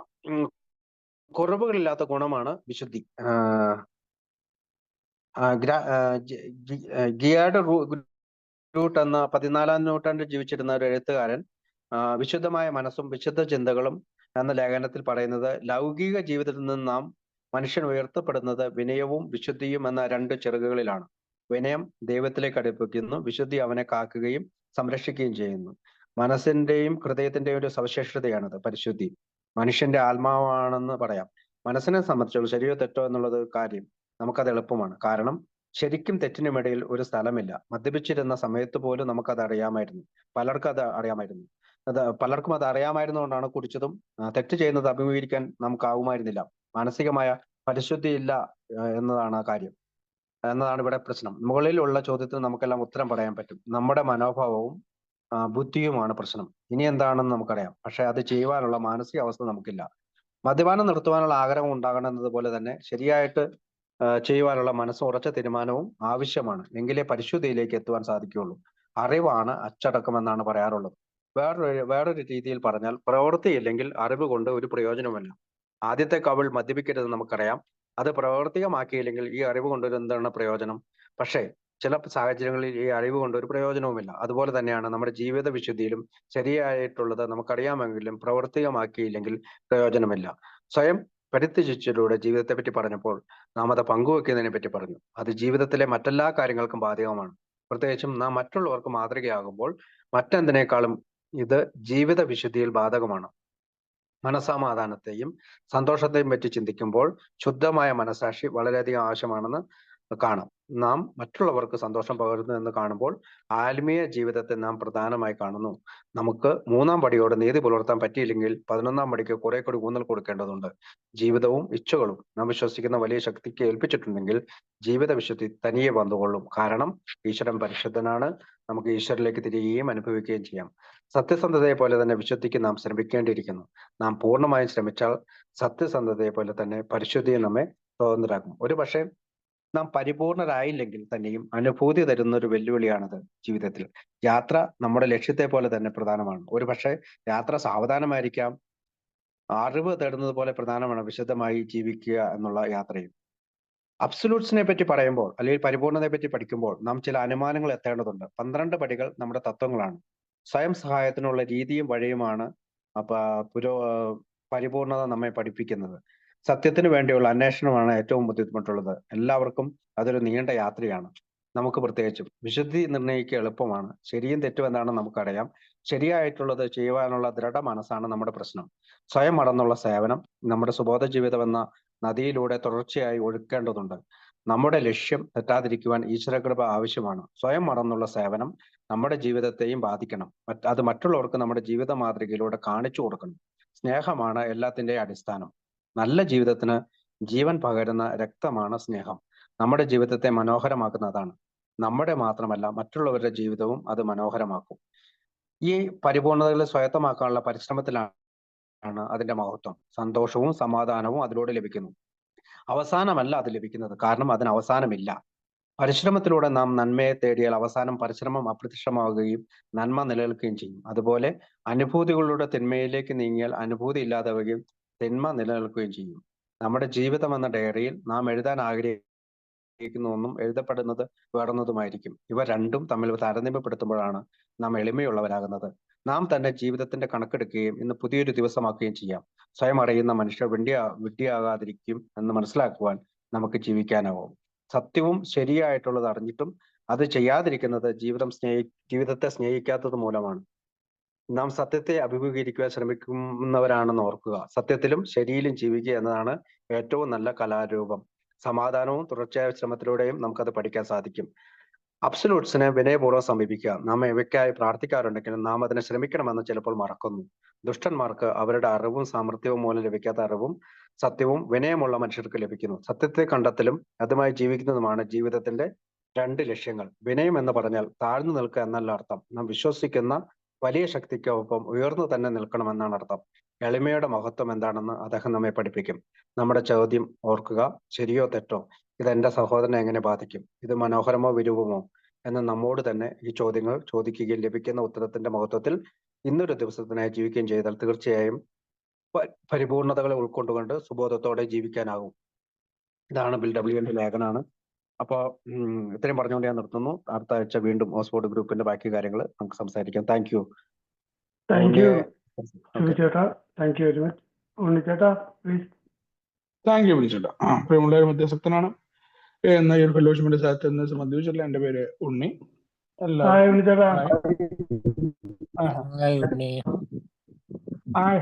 എന്തായാലും നമ്മളിവിടെ പാരമ്പര്യങ്ങളില് എങ്ങനെയാണ് നമ്മള് വന്നു ചേർന്നത്, ഏതൊക്കെ രീതിയിൽ നമ്മൾ പോയിരുന്നു എന്ന കാര്യമാണ് പറയുന്നത്.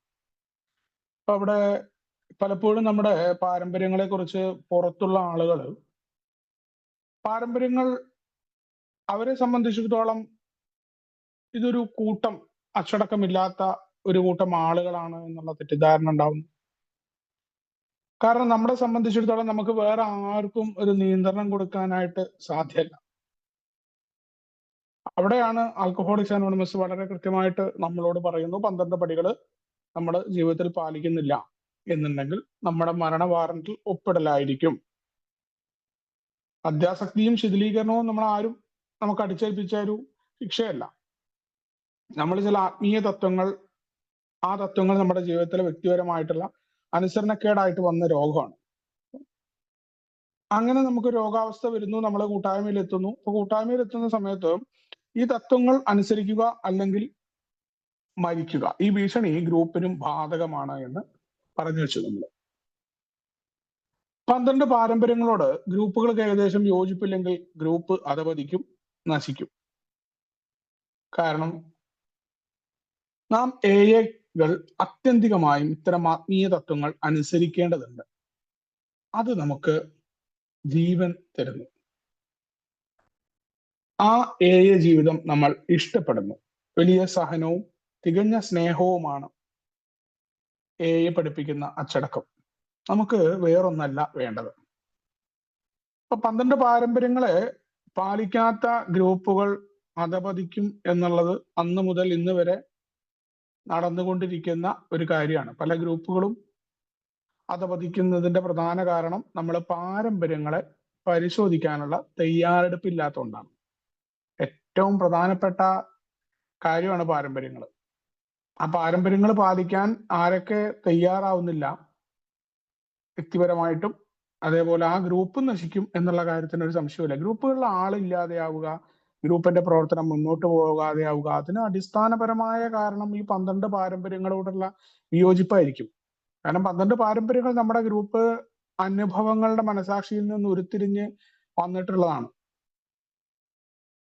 അത് നിർബന്ധപൂർവം നമ്മൾ ചെയ്യേണ്ട ഓരോ അംഗവും വ്യക്തിപരമായി ചെയ്യേണ്ടതാണെന്ന് പറയാണ്. ആൽക്കഹോളിക്സ് അനോണിമസിന്റെ ജീവിതം നമ്മൾ ഇഷ്ടപ്പെടുന്നു. അതിലുണ്ടാവുന്ന ചില സഹനം ഉണ്ടായിരിക്കും, പാരമ്പര്യങ്ങൾ അനുസരിക്കുമ്പോൾ ചില വിട്ടുവീഴ്ചകൾ വേണം. നമ്മുടെ അച്ചടക്കം പഠിപ്പിക്കുന്നുണ്ട്. മദ്യമില്ലാതെ നമ്മൾ മാറുന്നുണ്ട്. നമ്മുടെ കൂട്ടായ്മയിൽ നമ്മൾ നിൽക്കുമ്പോൾ ചില മാറ്റത്തിന് നമ്മൾ വിധേയമാകേണ്ടതുണ്ട് എന്ന് തന്നെയാണ് പാരമ്പര്യങ്ങൾ അനുസരിക്കുക എന്ന ഭാഗത്ത് നമ്മളോട് കൃത്യമായിട്ട് പറയുന്നത്. അതുകൊണ്ട് ഒരു കാര്യം വ്യക്തമാണ്, നമ്മെ ഭരിക്കാൻ ചൂണ്ടുപലകയില്ല. നാം അധികാരപ്പെടുത്തിയിരിക്കും നമ്മെ സേവിക്കാനായിട്ട്. ഇവിടെ നിക്ഷിപ്തമായ സേവനവും സേവന ചൈതന്യവും നാം തിരിച്ച് കാണേണ്ടതുണ്ട്. ആശയങ്ങൾ വിരുദ്ധ ധ്രുവങ്ങളിലേക്ക് തിരിയുന്നത് കാണാം. ഈ സേവന ചൈതന്യത്തിന്റെ അടിസ്ഥാനത്തിലാണത്. നാം മാറി വരുന്ന ഗ്രൂപ്പ് കമ്മിറ്റികളെയും ഇന്റർ ഗ്രൂപ്പ് പ്രവർത്തകരെയും ജനറൽ സർവീസ് കോൺഫറൻസിനെ തന്നെയും തിരഞ്ഞെടുക്കുന്നത് ആ രീതിയിലാണ്. നമ്മുടെ ട്രസ്റ്റിമാർ പോലും സ്വതന്ത്രരാണെങ്കിലും നമ്മുടെ കൂട്ടായ്മയോട് നേരിട്ടവർ കണക്ക് പറയേണ്ടതാണ്. അവർ ലോക സേവനത്തിന്റെ സംരക്ഷകരും നടത്തിപ്പുകാരുമാണ്. നമ്മളെ ഭരിക്കാനായിട്ട് പ്രത്യേകമായിട്ട് നമ്മൾ ആരെയും അങ്ങനെ ചൂണ്ടുപലക വെച്ചിട്ട് പ്രത്യേക ഒരു ചൂണ്ടുപലകയൊന്നുമില്ല. നമ്മളെ സേവിക്കുന്ന ആളുകളെ നമ്മൾ അതിന് അധികാരപ്പെടുത്തിയിരിക്കും. ആ രീതിയിൽ അവർ സേവിക്കുന്നു. അവരോട് നമ്മൾ നേരത്തെ പറഞ്ഞു, നമ്മൾ സേവിക്കുന്ന ആളുകളെ മോശമായിട്ട് ഒരു കാരണവശാലും കണക്കാക്കേണ്ടതല്ല. പല കാര്യങ്ങൾ അവർ ചെയ്യുന്നുണ്ട്. ഓരോ സേവന രംഗത്ത് ഞാൻ നിൽക്കുന്നുണ്ടെങ്കിൽ ഞാൻ കാണേണ്ട മാർഗമാണ് നന്ദിയില്ലാത്ത പ്രവർത്തനത്തെ കുറിച്ചൊക്കെ നമ്മളോട് പറയുന്നത്. പക്ഷെ സേവനം എന്ന് പറയുന്നത് തീർച്ചയായിട്ടും വലിയ ചില കാര്യങ്ങൾ അവരുടെ ജീവിതത്തിൽ ആവശ്യമുള്ളതാണ്. അപ്പൊ ഈ സേവനം എന്ന് പറയുന്ന ആശയം, അതേപോലെ ഭരിക്കുന്നില്ല എന്ന ആശയം, ഇത് വ്യത്യസ്തമായ ധ്രുവങ്ങളിൽ നമ്മൾ കാണേണ്ടതുണ്ട് എന്ന് പറയാണ്. ഓരോ റൊട്ടേഷനിൽ വരുന്ന സേവകരും, ഗ്രൂപ്പിന്റെ ഇന്റർ ഗ്രൂപ്പിന്റെ സേവകര്, ജനറൽ സർവീസ് കോൺഫറൻസിൽ ഉണ്ടാവുന്ന ആളുകൾ, ട്രസ്റ്റിമാര്, ഇതെല്ലാം സ്വതന്ത്രമാണ് എങ്കിലും നമ്മുടെ കൂട്ടായ്മയോട് കണക്ക് പറയേണ്ടവരാണെന്ന് പറയാറുണ്ട്. എപ്പോഴും കൂട്ടായ്മയുടെ മുകളിലല്ല. ആരാണെങ്കിലും, ഏതൊരു സേവകനാണെങ്കിലും ആൽക്കഹോളിക്സ് അനോണിമസിന്റെ ഗ്രൂപ്പിന്റെ മുകളിലല്ല. ലോക സേവനം എന്ന് പറയുന്നത് എന്താണ്? മദ്യാസക്തർക്ക് കൂടുതൽ സന്ദേശം എത്തിക്കുക, അവരെ നമ്മുടെ കൂട്ടായ്മയിലേക്ക് കൊണ്ടുവരിക എന്നാണ്. അപ്പോൾ അത്ര കൃത്യമായിട്ട് തന്നെയാണ് എഴുതി വെച്ചിട്ടുള്ളത്. ഏതൊരു സേവന മേഖലയിൽ നിന്നാലും ആൽക്കഹോളിക്സ് അനോണിമസിന്റെ ഗ്രൂപ്പിനോട് കണക്ക് പറയേണ്ടവരാണ്, കണക്ക് ബോധിപ്പിക്കേണ്ടവരാണ് എന്ന് തന്നെയാണ് നമ്മളോട് ആ കാലത്ത് തന്നെ ബില്ല് സൂചിപ്പിച്ചിട്ടുണ്ടായിരുന്നു. നമ്മുടെ ലക്ഷ്യം നമ്മുടെ അംഗങ്ങളുടെ സുബോധമാണ്. നമ്മുടെ സേവനത്തിന്റെ ഉദ്ദേശം ആഗ്രഹിക്കുന്നവർക്കൊക്കെ സുബോധം സാധ്യമാക്കുക എന്നതാണ്. വളരെ ആ പ്രാഥമിക ഉദ്ദേശം വളരെ ക്ലിയർ ആയിട്ട് തന്നെ അന്നേ പറഞ്ഞു വെച്ചു. നമുക്ക് വലിയ കാര്യങ്ങളൊന്നുമില്ല, വേറെ കച്ചവടങ്ങളൊന്നുമില്ല. സുബോധം മാത്രമാണ്. അംഗങ്ങൾ സുബോധത്തിലാവണം, മദ്യരഹിതമായിരിക്കണം. നമ്മുടെ സേവനത്തിന്റെ ഉദ്ദേശം ആഗ്രഹിക്കുന്ന ആളുകൾക്കൊക്കെ സുബോധം സാധ്യമാക്കുക എന്നുള്ളത് മാത്രമാണ്. ഗ്രൂപ്പിന്റെ ജോലികൾ ആരും ചെയ്യാതിരുന്നാൽ, ടെലിഫോൺ വിളികൾക്ക് മറുപടി ലഭിക്കാതിരുന്നാൽ, കത്തുകൾക്ക് മറുപടി നൽകാതിരുന്നാൽ നമുക്കറിയാം നിലച്ചു പോകും. സഹായം ആവശ്യമുള്ളവരുമായുള്ള നമ്മുടെ വിനിമയം മറ്റുപോകും.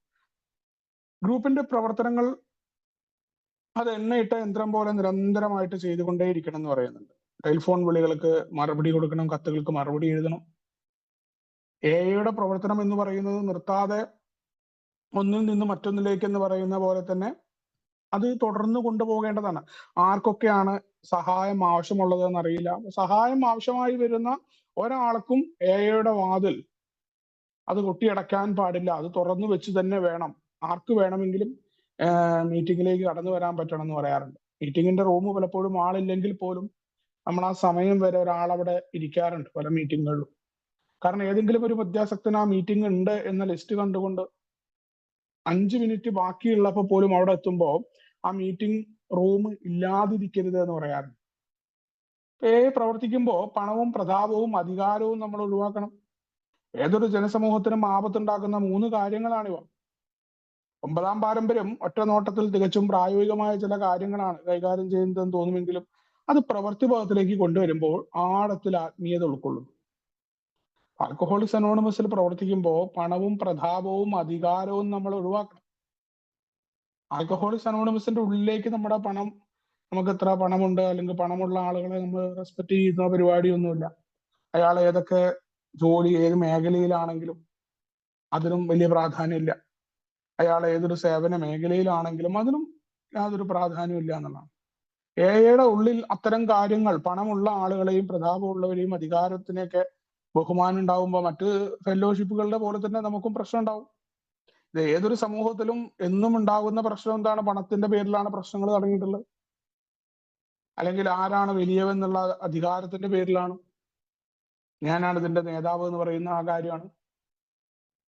അതുകൊണ്ടാണ് 9-ാം പാരമ്പര്യം പ്രായോഗികമായ കാര്യങ്ങൾ കൈകാര്യം ചെയ്യുന്നു. പക്ഷെ പ്രവൃത്തി പദത്തിലേക്ക് കൊണ്ടുവരുമ്പോൾ ആഴത്തിൽ ആത്മീയത. കാരണം ഇതെല്ലാം ത്യജിക്കുക എന്ന് പറയുന്നത് എളുപ്പമുള്ള ഒരു കാര്യമല്ല. അധ്യാസക്തനെ സംബന്ധിച്ചിടത്തോളം എല്ലാ കാര്യങ്ങളിലും അവൻ അവൻ്റെതായ രീതിയിലുള്ള ആഗ്രഹങ്ങളൊക്കെ ഉണ്ടാവും. എളുപ്പത്തിൽ അങ്ങനെ ത്യജിക്കാനൊന്നും സാധ്യമല്ല. പക്ഷെ നമ്മൾ അയയുടെ 12 പടികളിലൂടെയാണ് പോകുന്നതെന്നുണ്ടെങ്കിൽ തീർച്ചയായിട്ടും നമുക്കതൊക്കെ സാധ്യമാകാറുണ്ട് എന്നുള്ളതാണ് നമ്മുടെ പഴമക്കാർ കാണിച്ചത്. അതുകൊണ്ടാണ് ഈ പാരമ്പര്യവും പടികളും അഭേദ്യമായിട്ട് ബന്ധപ്പെട്ട് കിടക്കുന്നുണ്ട് എന്ന് പറയാറുണ്ട്. സംഘടിതമല്ലാത്ത ഒരു യഥാർത്ഥ കൂട്ടായ്മയാണ്. സേവനത്തിന്റെ ചൈതന്യത്തിൽ നിലനിൽക്കുന്ന ഈ ഒരു കൂട്ടായ്മ അതുല്യമായ ഈ സാഹചര്യം എങ്ങനെ രൂപപ്പെട്ടു എന്നറിയാൻ നമുക്കൊരു ഉദാഹരണം നോക്കാം. ജോഡോ US-ലെ മിഡിൽ ടൗൺ എന്ന സ്ഥലത്തേക്ക് പോകുന്നു. അദ്ദേഹം മറ്റൊരു നഗരത്തിൽ നല്ല വേരുകളുള്ള ഒരാളാണ്. അദ്ദേഹത്തിന് പേടിയും ഏകാന്തതയും അനുഭവപ്പെടുന്നുണ്ട്. അവിടെ സന്ദേശം നൽകണമെന്ന് അദ്ദേഹത്തിന് ആഗ്രഹമുണ്ട്. അതുകൊണ്ടാകാം നഗരത്തിൽ എത്തിയിരിക്കുന്നു. ആ രീതിയിൽ ഒരു പരസ്യം അദ്ദേഹം ഒരു ദിനപത്രത്തിൽ നൽകുന്നു. അദ്ദേഹം അവിടെയുള്ള പുരോഹിതന്മാരെയും ഡോക്ടർമാരെയും മദ്യ വ്യവസായ തൊഴിലാളികളെയും ചില അഭ്യുദയകാംക്ഷികളെയും സമീപിക്കുന്നു. പെട്ടെന്ന് തന്നെ അവിടെ ഒരു ചെറിയ ഗ്രൂപ്പ് ഉണ്ടാകുന്നു. തുടക്കത്തിൽ ആചാർത്ഥത്തിൽ ജോ ഭരണകർത്താവും അംഗങ്ങൾ പ്രജകളുമാണ്. അവർക്കവിടെ അധികാരങ്ങളുണ്ട്. ഈ പ്രാദേശിക സ്ഥാപകനും അദ്ദേഹത്തിന്റെ സുഹൃത്തുക്കളും തത്വങ്ങൾ പഠിപ്പിക്കുകയും ഗ്രൂപ്പിന്റെ ക്രമീകരണങ്ങൾ ചെയ്യുകയും ചെയ്യും. ഗ്രൂപ്പിന്റെ അടിത്തറ വീണ്ടും വീണ്ടും വിശാലമാകും. കുറെ കാലം ജോയുടെയും സുഹൃത്തുക്കളുടെയും നിർദ്ദേശങ്ങൾ അവർ കൃത്യമായും സ്വീകരിക്കുന്നു. കാരണം ഈ ഘട്ടത്തിൽ വേറെ മാർഗമില്ല. അവിടെ ജോ എന്ന് പറയുന്ന ഒരു അംഗം അദ്ദേഹത്തിന്റെ സ്ഥലത്ത് നിന്ന് മിഡിൽ ടൗൺ എന്ന് പറയുന്ന സ്ഥലത്തേക്ക് പോയി ഒരു ഗ്രൂപ്പ് തുടങ്ങണം. കാരണം അദ്ദേഹം അവിടെ ഒറ്റയ്ക്കാണ്. ഒറ്റയ്ക്ക് അവിടെ നിൽക്കാൻ സാധ്യമല്ല. മധ്യാസക്തരായ ആളുകൾ വേണം. അപ്പൊ അതുകൊണ്ട് തന്നെ അദ്ദേഹം മറ്റുള്ളവർക്ക് അറിയിക്കാനായിട്ട് അവിടുത്തെ ദിനപത്രത്തിലെ പരസ്യം കൊടുത്തു. മാത്രമല്ല അവിടുത്തെ സാമൂഹ്യ പ്രവർത്തകരായിട്ടുള്ള ആളുകളെയും മതത്തിന്റെ പുരോഹിതന്മാരെയും ഒക്കെ അദ്ദേഹം പോയി കണ്ടു. അദ്ദേഹം മറ്റ് സ്ഥലത്ത് പ്രവർത്തിച്ചുകൊണ്ട് എങ്ങനെ സന്ദേശം കൊടുക്കേണ്ടതെന്നൊക്കെ അദ്ദേഹത്തിന് അറിയാം. ആൽക്കഹോളിക്സ് അനോണിമസിന്റെ സന്ദേശം കൊടുക്കുന്നു, മദ്യാസക്തർക്ക് ഒരു വഴിയുണ്ട് എന്ന് പറയുന്നു. അവിടെ ഒരു ഗ്രൂപ്പ് ഉണ്ടായി. കാരണം കുറെ ആളുകൾക്ക് ഇത് താല്പര്യമുള്ള ആളുകളുണ്ട്. എങ്ങനെയാ ഒരു വഴി എന്ന് നോക്കി അടക്കുന്ന ആളുകൾ ഉണ്ടായിരുന്നു. അവിടെ പുതിയൊരു മാർഗമായിട്ട് ഒരു കൂട്ടം ആളുകൾ മധ്യത്തിൽ നിന്ന് മാറി നിൽക്കാൻ തയ്യാറായിട്ട് വരുന്നു. ഗ്രൂപ്പ് വളരെ പതുക്കെ ഗ്രൂപ്പിന്റെ പ്രവർത്തനങ്ങൾ മിഡിൽ ടൗണിൽ നടക്കുകയാണ്. അപ്പൊ ഈ എന്താ ഉണ്ടാവുക എന്ന് വെച്ച് കഴിഞ്ഞാൽ, നമ്മുടെ ഈ സ്ഥലത്ത് നമ്മളിപ്പോ ഒരു സ്ഥലത്ത് പോയി ഒരാൾ മീറ്റിംഗ് തുടങ്ങുമ്പോൾ എന്താ ഉണ്ടാവുക? അയാൾ അവിടെ ഈ കാര്യങ്ങളൊക്കെ മറ്റു സ്ഥലത്തു നിന്ന് അറിഞ്ഞു വന്ന ആള് എന്ന് പറഞ്ഞിട്ട് അയാളെ റെസ്പെക്ട് ചെയ്യും. എന്തുണ്ടെങ്കിലും അയാളോട് ചോദിക്കണം എന്ന് എല്ലാ സ്ഥലത്തും ഉണ്ടാവുന്ന പോലെ തന്നെ മിഡിൽ ടൗണിലും വരാൻ തുടങ്ങി. എവിടെ ജോ വന്നിട്ട് കാര്യങ്ങൾ തീരുമാനിക്കും. ജോ എവിടെ എന്ന് ചോദിക്കും എല്ലാവരും. അപ്പൊ ജോ എന്തായി? എല്ലാ കാര്യങ്ങളും അയാളോട് വന്ന് ചോദിക്കുമ്പോൾ ജോ ഭരണകർത്താവായി മാറി. ആൽക്കഹോളിക്സ് അനോണിമസിന്റെ മീറ്റിംഗിലേക്ക് കടന്നു വന്ന ആളുകളൊക്കെ പ്രജകളായിട്ട് മാറി. ഇയാളോട് കാരണം ഒരാളെ നേതാവാക്കുന്നതിൽ പ്രധാന പങ്ക് വഹിക്കുന്നത് അണികളാണ് എന്ന് പറയാറുണ്ട്. അണികള് നേതാവിനെ ഇങ്ങനെ പൊക്കി വെക്കും, അണികൾ ഇങ്ങനെ കൊണ്ടു നടക്കും. നേതാവ് പറയുമ്പോൾ അങ്ങനെ തന്നെ എന്ന മുദ്രാവാക്യം മുഴക്കും. അപ്പൊ അത്തരം മുദ്രാവാക്യങ്ങളൊക്കെ അവിടെയും മുഴങ്ങി അണികളുടെ കീഴിലേക്ക് ആ നേതാവ് ഇങ്ങനെ അണികളെ ഭരിക്കുന്ന രീതിയിലേക്ക് മാറ്റം വന്നു. പിന്നീട് എയുടെ തത്വങ്ങളൊക്കെ അവിടെ പഠിപ്പിക്കുന്നുണ്ട്. ഗ്രൂപ്പിന്റെ അടിത്തറ വിശാലമാകുന്നു. ജോയ്ക്ക് കുറച്ച് അദ്ദേഹത്തിന്റെ വേണ്ടപ്പെട്ട ആളുകളൊക്കെ ഉണ്ടാവും. അപ്പൊ പലപ്പോഴും ഈ നേതാവും അണിയും ഉണ്ടായി കഴിഞ്ഞാൽ വേറെ നേതാവാകാൻ ആഗ്രഹം ഉണ്ടാവുമ്പോൾ അതിന്റെ കീഴിലെ കുറച്ച് ആൾക്കാരുണ്ടാവും. അപ്പൊ എന്താവെന്ന് വെച്ചാൽ ആ നേതാവിന്റെ ചെറിയ അണികൾ മറ്റു അണികളെ അനുസരിപ്പിക്കും. കാരണം ഇവർക്കും നേതാവാകാൻ ആഗ്രഹമുള്ളതുകൊണ്ടാണ് ഇങ്ങനെ ചെറിയ രീതിയിൽ. അതുകൊണ്ടാണ് ഇന്ന ആള് ശരിയല്ല, അയാളുടെ വർഷങ്ങൾ ഇങ്ങനെയാണെന്നൊക്കെ നമ്മൾ പറയുന്നതിന്റെ കാരണം നമ്മുടെയൊക്കെ ഉള്ളിൽ ഓരോ നേതാവ് ഉറങ്ങി കിടപ്പുണ്ട്. അതുകൊണ്ടാണ് നമ്മൾ മറ്റുള്ള ആളുകളെ നമുക്ക് അംഗീകരിക്കാൻ പറ്റാത്തതിന്റെയൊക്കെ പ്രധാന കാരണം ഈ നേതാവാണ് അവർ.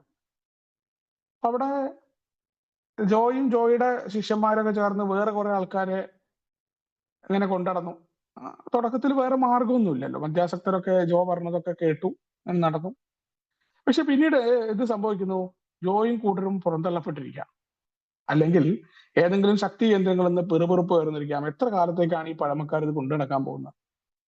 അതേസമയം സ്ഥാപകരും കൂട്ടരും അല്പം മഹത്വപ്പെടുന്നു.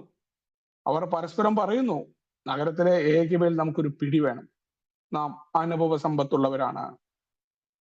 മാത്രമല്ല നാം ആ മദ്യാസക്തർക്കായിട്ട് എന്തെല്ലാം കാര്യങ്ങൾ ചെയ്തിരിക്കുന്നു. ഇവർ നമ്മളോട് നന്ദി കാണിക്കേണ്ടതാണ്. ശരിയാണ്, ഈ സ്ഥാപകൻ പലപ്പോഴും ജ്ഞാനികളാണ്, വിനയാനിതരും. പക്ഷേ ഇപ്പോൾ അവർ അങ്ങനെയല്ല. സ്വാഭാവികമായിട്ട് നമ്മൾ നേരത്തെ പറഞ്ഞ പോലെയാണ്, ഒരാളിങ്ങനെ അധികാരം കിട്ടുകയും അയാളെ ചോദ്യം ചെയ്യാനില്ലാതെ ആവുകയും അയാൾ കുറച്ച് എന്താ പറയുക ആളുകളൊക്കെ ഉണ്ടായി തീരുമ്പോൾ അയാൾ സ്വാഭാവികമായിട്ട് അത് നശിച്ചു. അപ്പൊ അയാളും അയാളുടെ ശിഷ്യന്മാരും കൂടി ബാക്കിയുള്ളവരെ അനുസരിപ്പിക്കാനായിട്ട് ശ്രമം നടത്തി മദ്യാസക്തരുടെ മേല് അധികാരം വെക്കാൻ ശ്രമിക്കുന്നു. പക്ഷെ ആളുകൾ അങ്ങനെ അംഗീകരിക്കൊന്നുമില്ല. ആളുകൾ ഇങ്ങനെ ഇയാൾ എപ്പോ വന്നു കഴിഞ്ഞാലും ഇയാൾക്ക് ആദ്യം ഷെയർ ചെയ്യണം, ഇയാൾ അരമണിക്കൂർ ഷെയർ ചെയ്യും, ബാക്കിയുള്ളവരൊക്കെ കേട്ടിരുന്നോളെന്ന് പറഞ്ഞു കഴിഞ്ഞാൽ എപ്പോഴും അണികൾ സമ്മതിച്ചു കൊടുക്കില്ല. പണികൾക്ക് പ്രശ്നം ഉണ്ടായി. അപ്പൊ അവിടെ ചോദിക്കാൻ തുടങ്ങി പുതിയ ആളുകളൊക്കെ, അവരും വന്നിങ്ങനെ പതുക്കെ സ്വഭാവത്തിലേക്ക് വന്നപ്പോ ഇത് എത്ര കാലമാണ് ഈ പഴമക്കാർ ഇത് കൊണ്ടു നടക്കാൻ പോകുന്നത് എന്നുള്ള ചോദ്യങ്ങൾ തുടങ്ങി. പക്ഷെ തുടങ്ങിയ സ്ഥാപകൻ എങ്ങനെ വിടാൻ പറ്റുമോ?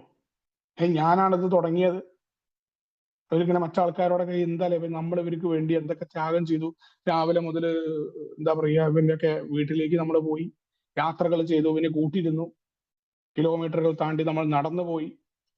പക്ഷെ ഒരു നന്ദി കെട്ടവന്മാർ, ഇവര് വേണ്ട രീതിയിൽ നിന്ന് ഇതൊക്കെ പറയും. നമ്മൾ പറയുന്നത് നന്ദിരഹിതമായിട്ട് ഈ സന്ദേശം കൊടുക്കണം എന്നൊക്കെയാണ്. പക്ഷെ എന്ത് പറ്റും, നമ്മൾ നമ്മുടെ പ്രവർത്തനങ്ങൾക്ക് മഹത്വം കാംക്ഷിക്കും. അറിയാതെയൊക്കെ അത് കടന്നു വരും മദ്യാസക്തർ. ഇത് ആരുടെയും കുറ്റമൊന്നുമല്ല, അത് ചെയ്ത ഒരു മോശമല്ല, അത് നമ്മുടെ ഒരു സ്വാഭാവികമായ സ്വഭാവമാണ്. അതിപ്പോ എല്ലാവർക്കും ഉണ്ടായിരിക്കാം.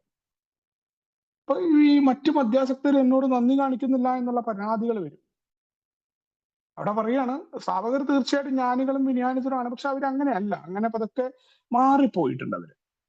ഇപ്പോ വളർച്ചയുടെ വേദന ഗ്രൂപ്പിനെ ക്ഷീണിപ്പിക്കുന്നു. വഴിതെറ്റിയവർ വഴിതെറ്റി നടക്കുന്നു, തനിച്ചായവർ ക്ഷീണിതരാകുന്നു, പ്രശ്നങ്ങൾ ഉത്ഭവിക്കുന്നു, പിറുപിറുക്കലുകൾ ഉച്ചത്തിൽ കരച്ചിലുകളാകുന്നു. ഈ പഴമക്കാർ കരുതുന്നത് എക്കാലവും അവർ ഇത് കൊണ്ടു നടക്കുമെന്നാണ്. നമുക്കൊരു തെരഞ്ഞെടുപ്പ് നടത്താം. സ്ഥാപകരും സുഹൃത്തുക്കളും മുറിവേറ്റവരും നിരാശരുമാകുന്നു. അവർ കുഴപ്പങ്ങളിൽ നിന്ന് കുഴപ്പങ്ങളിലേക്ക് പോകുന്നു. അംഗങ്ങളുമായി വാദങ്ങളിൽ ഏർപ്പെടുന്നു. പക്ഷെ ഒരു ഫലവുമില്ല. പരിവർത്തനം തുടങ്ങിക്കഴിഞ്ഞിരിക്കുന്നു. ഗ്രൂപ്പ് കൈമാറാൻ പോകുന്നു. സ്ഥാപകർ നന്നായി സേവനം ചെയ്തിട്ടുണ്ടെങ്കിൽ അവരെ അത്ഭുതപ്പെടുത്തിക്കൊണ്ട് അവർ തന്നെ തെരഞ്ഞെടുക്കപ്പെട്ടേക്കാം. ജനാധിപത്യത്തിന്റെ കടന്നുകയറ്റത്തെ ചെറുത്ത് നിന്നാൽ മൂലക്കടിയാനും അത് മതി. എന്തായാലും ഗ്രൂപ്പിനിപ്പോൾ മാറി മാറി വരുന്ന ഒരു കമ്മിറ്റിയുണ്ട്. പരിമിതമായ അധികാരങ്ങളുള്ളത്. ഒരർത്ഥത്തിലും അംഗങ്ങൾ ഗ്രൂപ്പിനെ ഭരിക്കുകയോ നിയന്ത്രിക്കുകയോ ചെയ്യുന്നില്ല. പലപ്പോഴും നന്ദി പോലും പ്രതീക്ഷിക്കാതെ ഗ്രൂപ്പിലെ ജോലികൾ ചെയ്യുന്നു. ഗ്രൂപ്പിന്റെ പ്രവർത്തിക്കാൻ ആവശ്യമായ സേവനങ്ങൾ ക്രമീകരിക്കുക മാത്രം ചെയ്യുന്നു. ആത്മീയ ഉപദേശങ്ങൾ നൽകാനോ വിധിക്കാനോ ഉത്തരവുകൾ നടത്താനോ നമ്മൾ ശ്രമിക്കുന്നില്ല. മറ്റുള്ളവരുടെ മേൽ സമ്മർദ്ദമുണ്ടാക്കുന്ന ഏതൊരംഗവും അടുത്ത തെരഞ്ഞെടുപ്പിൽ തുടച്ചു മാറ്റപ്പെടുന്നു. അപ്പോ വളർച്ചയുണ്ടായി. സ്വാഭാവികമായിട്ട് ആളുകൾ അവിടെ പെരുകാൻ തുടങ്ങി. വളർച്ച ഉണ്ടാകുമ്പോൾ തന്നെ പ്രശ്നങ്ങൾ തുടങ്ങി. പല ആൾക്കാരും ഇതിൽ നിന്ന് വഴിതെറ്റി നടക്കുന്നു. പല ആളുകളും കുടിച്ചു പോകുന്നു. തനിച്ചായ ആളുകൾക്ക് ബുദ്ധിമുട്ടാവുന്നു. ഇതിന്റെ പ്രശ്നങ്ങൾ നിൽക്കാൻ പറ്റാത്ത ആൾക്കാർ മദ്യത്തിലേക്ക് വീണ്ടും പോയി. അപ്പൊ ഇന്ന ആള് കാരണമാണ് മദ്യത്തിലേക്ക് പോയത് എന്നുള്ള പ്രശ്നങ്ങളൊക്കെ ഉണ്ടായിട്ടുണ്ട് അവിടെ. ഇതിനു മുന്നേ വലിയ നിയമങ്ങളൊക്കെ ഉണ്ടാക്കാനുള്ള ശ്രമം നടന്നതൊക്കെ നമ്മുടെ പാരമ്പര്യങ്ങൾ പറയുന്നു. പലപ്പോഴായിട്ട് നമ്മൾ കേട്ടിട്ടുണ്ട്. Rule number 63. അപ്പൊ ഇത്തരത്തിലേക്കൊക്കെ മദ്യാസക്തരെ നിയമം പഠിപ്പിക്കാനോ അല്ലെങ്കിൽ അവരെ അനുസരിപ്പിക്കാനോ ഒന്നും പറ്റുന്ന രീതിയല്ല എന്നുള്ള തെളിഞ്ഞൊരു സംഭവമായിരുന്നു ചരിത്രത്തില്. അവര് തീർച്ചയായിട്ടും ഗ്രൂപ്പിലെ അംഗങ്ങൾ പറഞ്ഞു, സംഗതിയൊക്കെ നിങ്ങൾ ഞങ്ങൾക്ക് സുബോധമൊക്കെ തന്നു, കാര്യങ്ങളൊക്കെ പറഞ്ഞു എന്ന് ഏടെ പറഞ്ഞു. പക്ഷെ അങ്ങനെ നിങ്ങൾക്ക് ഇങ്ങനെ ഭരിക്കാനും നിങ്ങൾ അങ്ങനെ നേതാവേണ്ട കാര്യമൊന്നുമില്ല. ഇതിലെ തത്വങ്ങളിൽ എങ്ങനെയല്ലല്ലോ പറയുന്നത് എന്നുള്ള ചോദ്യം ചെയ്യലുകൾ വന്നു. തർക്കം ഉണ്ടാവുമ്പോൾ പരിഹരിക്കാനുള്ളത് ബിഗ് ബുക്കാണ് എന്നൊക്കെ അറിഞ്ഞത് അങ്ങനെയാണ് നമ്മൾ പറയാറുണ്ട്. ഇല്ല തന്നെ അത് പിന്നീട് എഴുതിയിട്ടുണ്ട്. പല ഭാഗങ്ങളിലും പ്രശ്നം ഉണ്ടാകുമ്പോൾ അവർ നമ്മുടെ ബിഗ് ബുക്കിലേക്ക് നോക്കുമ്പോൾ അതിന്റെ കാര്യങ്ങളും ആശയങ്ങളും എടുക്കുമെന്ന് പറയാറുണ്ട്. ഒരേ സമയം തന്നെ നമ്മൾ ആത്മീയമായ തത്വങ്ങളിലാകുമ്പോഴും നമ്മളെ അങ്ങനെ ഏകാധിപത്യമായിട്ട് കൊണ്ടു നടക്കാനൊന്നും ആരെയും നമ്മൾ സമ്മതിച്ചിട്ടില്ല. കാരണം നമ്മൾ ആരുടെ മുന്നിൽ മുട്ടിലെഴയേണ്ട കാര്യമില്ല എന്നാണ് പറഞ്ഞത്. അപ്പൊ സ്ഥാപകനും സുഹൃത്തുക്കൾക്കും എന്തായി? അവർക്ക് ഭയങ്കര നിരാശ വരുന്നു. അവരെന്ത് പറ്റി? അവരാ കുഴപ്പങ്ങളെ ആക്സെപ്റ്റ് ചെയ്യാൻ തയ്യാറായില്ല. കാരണം വീണ്ടും വീണ്ടും വീണ്ടും മുറിവേൽക്കാനുള്ള കാരണം ഇവിടെ അംഗങ്ങളുമായിട്ട് തർക്കത്തിലേർപ്പെടുകയാണ്. അംഗങ്ങളെ വീണ്ടും ഞങ്ങള് വിചാരിച്ച രീതിയിലേക്ക് കൊണ്ടുവരണമെന്ന് ശ്രമിക്കുകയാണ്. പക്ഷെ എന്ത് കാര്യമാണ്? എളുപ്പമല്ലല്ലോ. ഒരു വട്ടം പരിവർത്തനം തുടങ്ങിക്കഴിഞ്ഞാൽ പിന്നെ നമുക്ക് നിർത്താൻ പറ്റില്ല എന്ന് പറയും. ആളുകൾ പുറത്തേക്ക് വരുന്നുകൊണ്ടേയിരിക്കും. അപ്പൊ അവിടെ വീണ്ടും ജനാധിപത്യത്തിന്റെ കടന്നുകയറ്റത്തെ ചെറുത്തു കഴിഞ്ഞാൽ ഇവരുണ്ടാവില്ല. പക്ഷെ അവിടെ ആൽക്കഹോളിക്സ് അനോണിമസിന്റെ പാരമ്പര്യം തന്നെ വിജയിക്കുന്നു. ഗ്രൂപ്പിന് മനസാക്ഷി ഉണർന്ന് പ്രവർത്തിക്കുന്നു. അവിടെ പുതിയ ആളുകൾ അത് ഗ്രൂപ്പിന്റെ സെക്രട്ടറിയും മറ്റു കാര്യങ്ങളും ആവുന്നു. അതിനുശേഷം ഒരു പുതിയ കാര്യമായി അവിടെ ഒരാളും അധികകാലം വേണ്ട, റൊട്ടേഷൻ നടക്കണമെന്നായി. അവിടെ ആരും ഭരിക്കാനും നിയന്ത്രിക്കാനും ഇല്ല. ആ പാഠം വലിയ പാഠമായി നമ്മൾ എടുത്തു എന്നുള്ളതാണ്. ആരും ഇനി ഗ്രൂപ്പിനെ ഭരിക്കുകയും നിയന്ത്രിക്കുകയും ചെയ്യേണ്ട. ഓരോരുത്തരും റൊട്ടേഷൻ ചെയ്തുകൊണ്ടിരിക്കണം. നന്ദി പോലും പ്രതീക്ഷിക്കാതെ ഗ്രൂപ്പിലെ ജോലികൾ ചെയ്യുന്ന വേണ്ടി സന്നദ്ധരാവണം എന്നുള്ള രീതിയിൽ തീരുമാനമായിരുന്നു ഓരോരുത്തരും. ഒരു നന്ദിയും വേണ്ട, എന്റെ സുബോധമാണ് നന്ദി എന്നുള്ള രീതിയിൽ. അവിടെ ആത്മീയമായ ഉപദേശങ്ങളൊന്നും ആരും നൽകുന്നില്ല, ആരെയും വിധിക്കുന്നില്ല. ഈ രീതിയിൽ പ്രവർത്തിച്ചില്ലെങ്കിൽ നീ കുടിച്ചു പോകും, നീ ഇങ്ങനെയാവും, നിന്റെ ജീവിതം നശിച്ചു പോകും എന്ന ശപിക്കലുകളില്ല. വലിയ ഉത്തരവുകൾ കൊടുക്കുന്നില്ല, ഇത്ര രീതിയിൽ ചെയ്യണം, അങ്ങനെ ചെയ്യണം എന്നുള്ള ഒരു ഉത്തരവുമില്ല. ഒരു സമ്മർദ്ദവും ഉണ്ടാവുന്നില്ല. അങ്ങനെയൊക്കെ സമ്മർദ്ദം ഉണ്ടാക്കാൻ ശ്രമിക്കുന്ന ഓരംഗവും അടുത്ത സേവന സ്ഥാനത്തേക്കോ ഏടെ ചുമതലകൾ ചെയ്യാനോ അയാൾക്ക് സാധ്യമല്ല. അംഗങ്ങൾക്ക് മനസ്സിലാകുന്നു അവർ യഥാർത്ഥ സേവകരാണ്, മറിച്ച് സെനറ്റിലെ അംഗങ്ങളല്ല. ഇതാണ് പൊതുവായ അനുഭവം. നമ്മുടെ കൂട്ടായ്മയിലുടനീളം ഗ്രൂപ്പിന്റെ മനസാക്ഷിക്ക് അനുസൃതമായി നമ്മുടെ സേവകർ പ്രവർത്തിക്കുന്നു. ഇത് നമ്മെ നേരെ ഒരു ചോദ്യത്തിലേക്ക് എത്തിക്കുന്നു. എക്ക് യഥാർത്ഥത്തിൽ ഒരു നേതൃത്വമില്ലേ? ഉത്തരം ഉണ്ട് എന്നാണ്. എങ്കിൽ പോലും പ്രകടമായി ഇല്ല എന്ന് തന്നെ.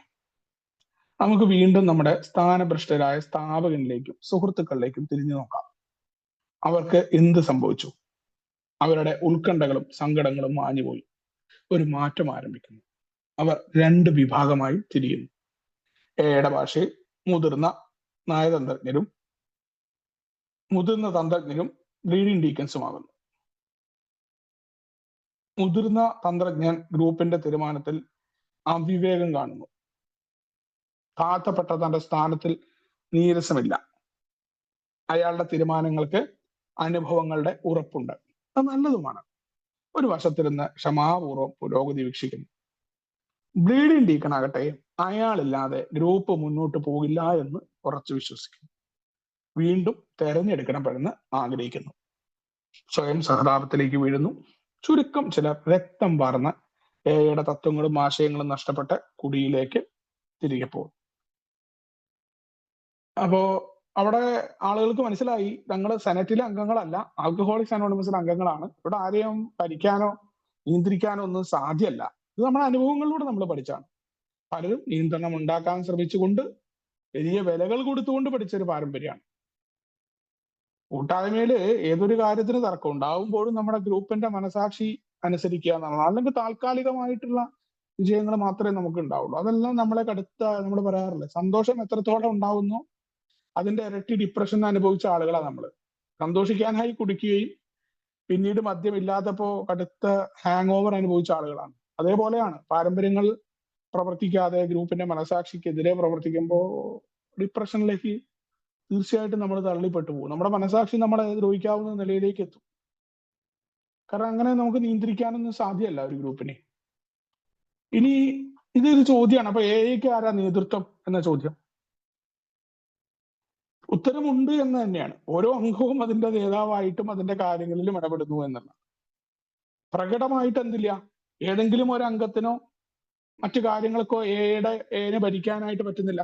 ഇനി ഇവിടെ മിഡിൽ ടൗണിലെ സ്ഥാനഭ്രഷ്ടരായിട്ടുള്ള സ്ഥാപകനും അയാളുടെ സുഹൃത്തുക്കളും അവർക്ക് എന്ത് സംഭവിച്ചു? അവരുടെ പല ആൾക്കാരുടെ ഉത്കണ്ഠകളും സങ്കടങ്ങളൊക്കെ മാഞ്ഞു പോയി. ഇതൊക്കെ ഉണ്ടാവുന്നതാണ് എയിൽ. അവിടെ മാറ്റം ഉണ്ടാവും. ആ മാറ്റം എങ്ങനെയാണ്? രണ്ട് വിഭാഗമായിട്ട് തിരിയാണ്. എല്ലാവരും അങ്ങ് മാന്യരായി പോകുമെന്നൊന്നും പറഞ്ഞിട്ടില്ല. ഇവിടെ തത്വങ്ങളെല്ലാം നല്ലതാണ്. അത് നടപ്പിലാക്കാനായിട്ട് ചില ആൾക്കാർക്ക് ബുദ്ധിമുട്ടുണ്ടാവും, ചില ആളുകൾക്ക് സാവധാനമായിരിക്കും, ചിലവർക്ക് പെട്ടെന്ന് വരികയില്ല. ഇവിടെയാണ് നമ്മൾ ഈ ദൈവാനുഗ്രഹം എന്നൊക്കെ പറയുന്ന പദമൊക്കെ ഉപയോഗിക്കുന്നതെന്ന് മനസ്സിലാക്കുന്നത്. കാരണം ഡിനയിൽ ആ രീതിയിൽ മാറ്റാനൊന്നും പറ്റില്ല. പലരും കൂട്ടായ്മയുടെ ആ പാതയിലേക്ക് തന്നെ വരാത്തതിന്റെ കാരണമൊക്കെ അങ്ങനെ ആയിരിക്കാം. അവർക്ക് മനസ്സിലാകുന്ന പോലും ഉണ്ടാവില്ല തങ്ങൾക്ക് ഒരു കുഴപ്പമുണ്ടെന്ന്. ആ ഒരു രീതിയിലാണ് ഇവിടെയും അതേപോലെ തന്നെയുള്ള ആളുകളൊക്കെ ഉണ്ടാവും. എയില് ഒരു വിഭാഗം ആളുകൾ എന്താവും, ഏറ്റവും പക്വതയാർന്ന രീതിയിൽ നമുക്കൊരു തെറ്റ് പറ്റി, നമ്മളെല്ലാവരും കുറ്റപ്പെടുത്തി എന്ന് കരുതുക. നമ്മളത് ആക്സെപ്റ്റ് ചെയ്യുക എന്നുള്ളതാണ് ഏറ്റവും പ്രധാനം. പറഞ്ഞത് ആക്സെപ്റ്റ് ചെയ്യണം. ആ എന്റെ തെറ്റാണ്, എനിക്ക് പറ്റിപ്പോയിട്ടുണ്ട്. നമ്മളെ തിരുത്താൻ ആൾക്കാർ ശ്രമിക്കുമ്പോൾ നമുക്കതിൽ നീരസം ഉണ്ടാവണ്ടെന്ന് പറഞ്ഞിട്ട് ഗ്രൂപ്പിന്റെ തീരുമാനമാണ്. നമ്മുടെ മറ്റംഗങ്ങൾ നമ്മളോട് മാറി നിൽക്കാൻ പറഞ്ഞാൽ തീർച്ചയായിട്ടും നമ്മളവിടെ ഏറ്റവും ഉത്സാഹത്തോടു കൂടി തന്നെ പിറ്റേ ദിവസം മുതൽ ആ പ്രവർത്തനങ്ങളിൽ ഭാഗവാക്കാവണം. അവിടെ നമ്മൾ തെറ്റിപ്പോകേണ്ടതല്ല. കാരണം നമ്മുടെ ഗ്രൂപ്പാണിത്, നമ്മുടെ സഹോദരങ്ങളാണ്. പല പ്രശ്നങ്ങളും ഉണ്ടാവാം. നമ്മൾ ഒന്നാം പാരമ്പര്യത്തിൽ നിൽക്കേണ്ടതുണ്ട് ഇവിടെ.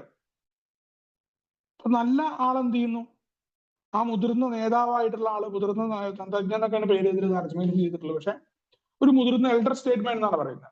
മുതിർന്ന ഒരു പക്വതയാർന്ന അംഗം എന്ന് പറയാം.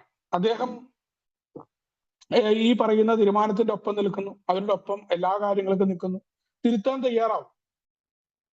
അങ്ങനെയാണ് പക്വതയാർന്ന എൽഡർ സ്റ്റേറ്റ്മെന്റ് ആയിട്ട് നമ്മൾ മാറുക. നമ്മൾ എല്ലാവരുടെ വാക്കുകളും കേൾക്കും, അവർക്കും ചില കാര്യങ്ങളൊക്കെ ഉണ്ട്, അവർ പറഞ്ഞതിലും ശരിയുണ്ട് എന്ന് മനസ്സിലാവും.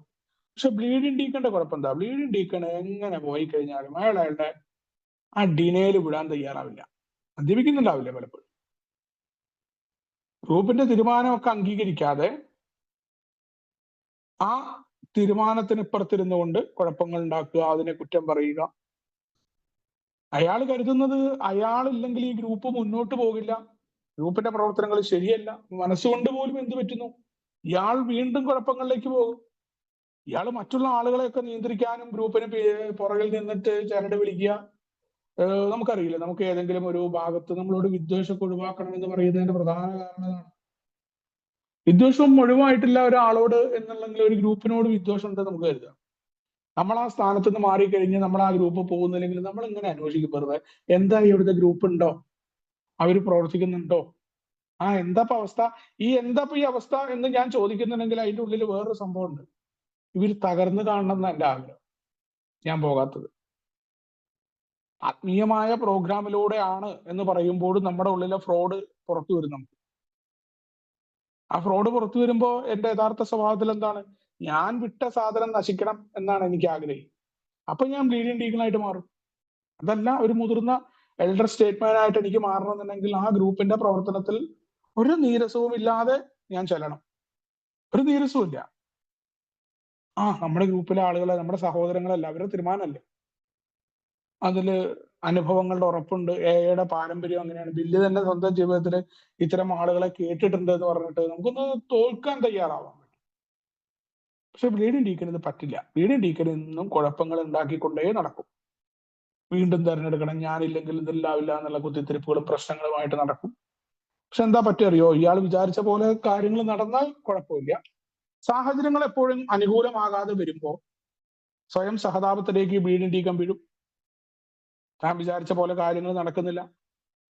അതില് ശക്തിയില്ലാത്ത ആൾക്കാരെന്താവുന്നു? എയുടെ തത്വങ്ങളും എയുടെ ആശയങ്ങളും ഒക്കെ പുറകോട്ട് പോകും. അപ്പോ ചുരുക്കം ചില ആൾക്കാർ കുടിക്കാത്ത കുടിയന്മാരാകുന്നു. ചുരുക്കം ചിലർ എന്ത് ചെയ്യുന്നു? അത്ര ബലമില്ലാത്ത പാവപ്പെട്ട അത്യാസക്തര് പോയി കുടിക്കും. ആയിട്ട് യാതൊരു ബന്ധവുമില്ല. വീട്ടിലെ പ്രശ്നങ്ങളും മറ്റു കാര്യങ്ങളും തരുമ്പോൾ പലതിനെയും കൈകാര്യം ചെയ്യാൻ പറ്റാത്തത് കൊണ്ട് കുടിച്ചവരാണെന്ന് നമ്മൾ അറിയാം. വീണ്ടും മദ്യത്തിലേക്ക് പോകാനുള്ള സാധ്യത ഉണ്ടായിട്ടുണ്ട്. അല്ലെങ്കിൽ അങ്ങനെ പോയ ആളുകളും ഉണ്ട്. മദ്യത്തിലേക്ക് പോയി മരിച്ചു പോയ ആളുകൾ. ചിലപ്പോഴൊക്കെ എയിൽ ഇത്തരക്കാരെ കാണാം. മിക്കവാറും എല്ലാ പഴമക്കാരും ഇത്തരം ഒരു അവസ്ഥയിലൂടെ കടന്നു പോകുന്നു.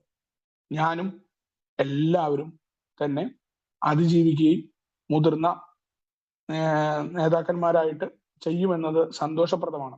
ഇതിന് യഥാർത്ഥവും നിലനിൽക്കുന്നതുമായ ഇതാണ് യഥാർത്ഥത്തിൽ നിലനിൽക്കുന്ന എയിലെ നേതൃത്വം.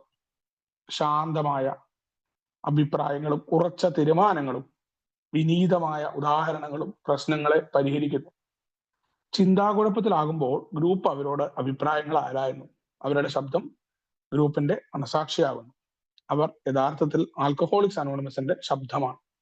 അവർ കൽപ്പനകൾ കൊണ്ടല്ല, മറിച്ച് ഉദാഹരണങ്ങൾ കൊണ്ട് മുൻപോട്ട് പോകുന്നു.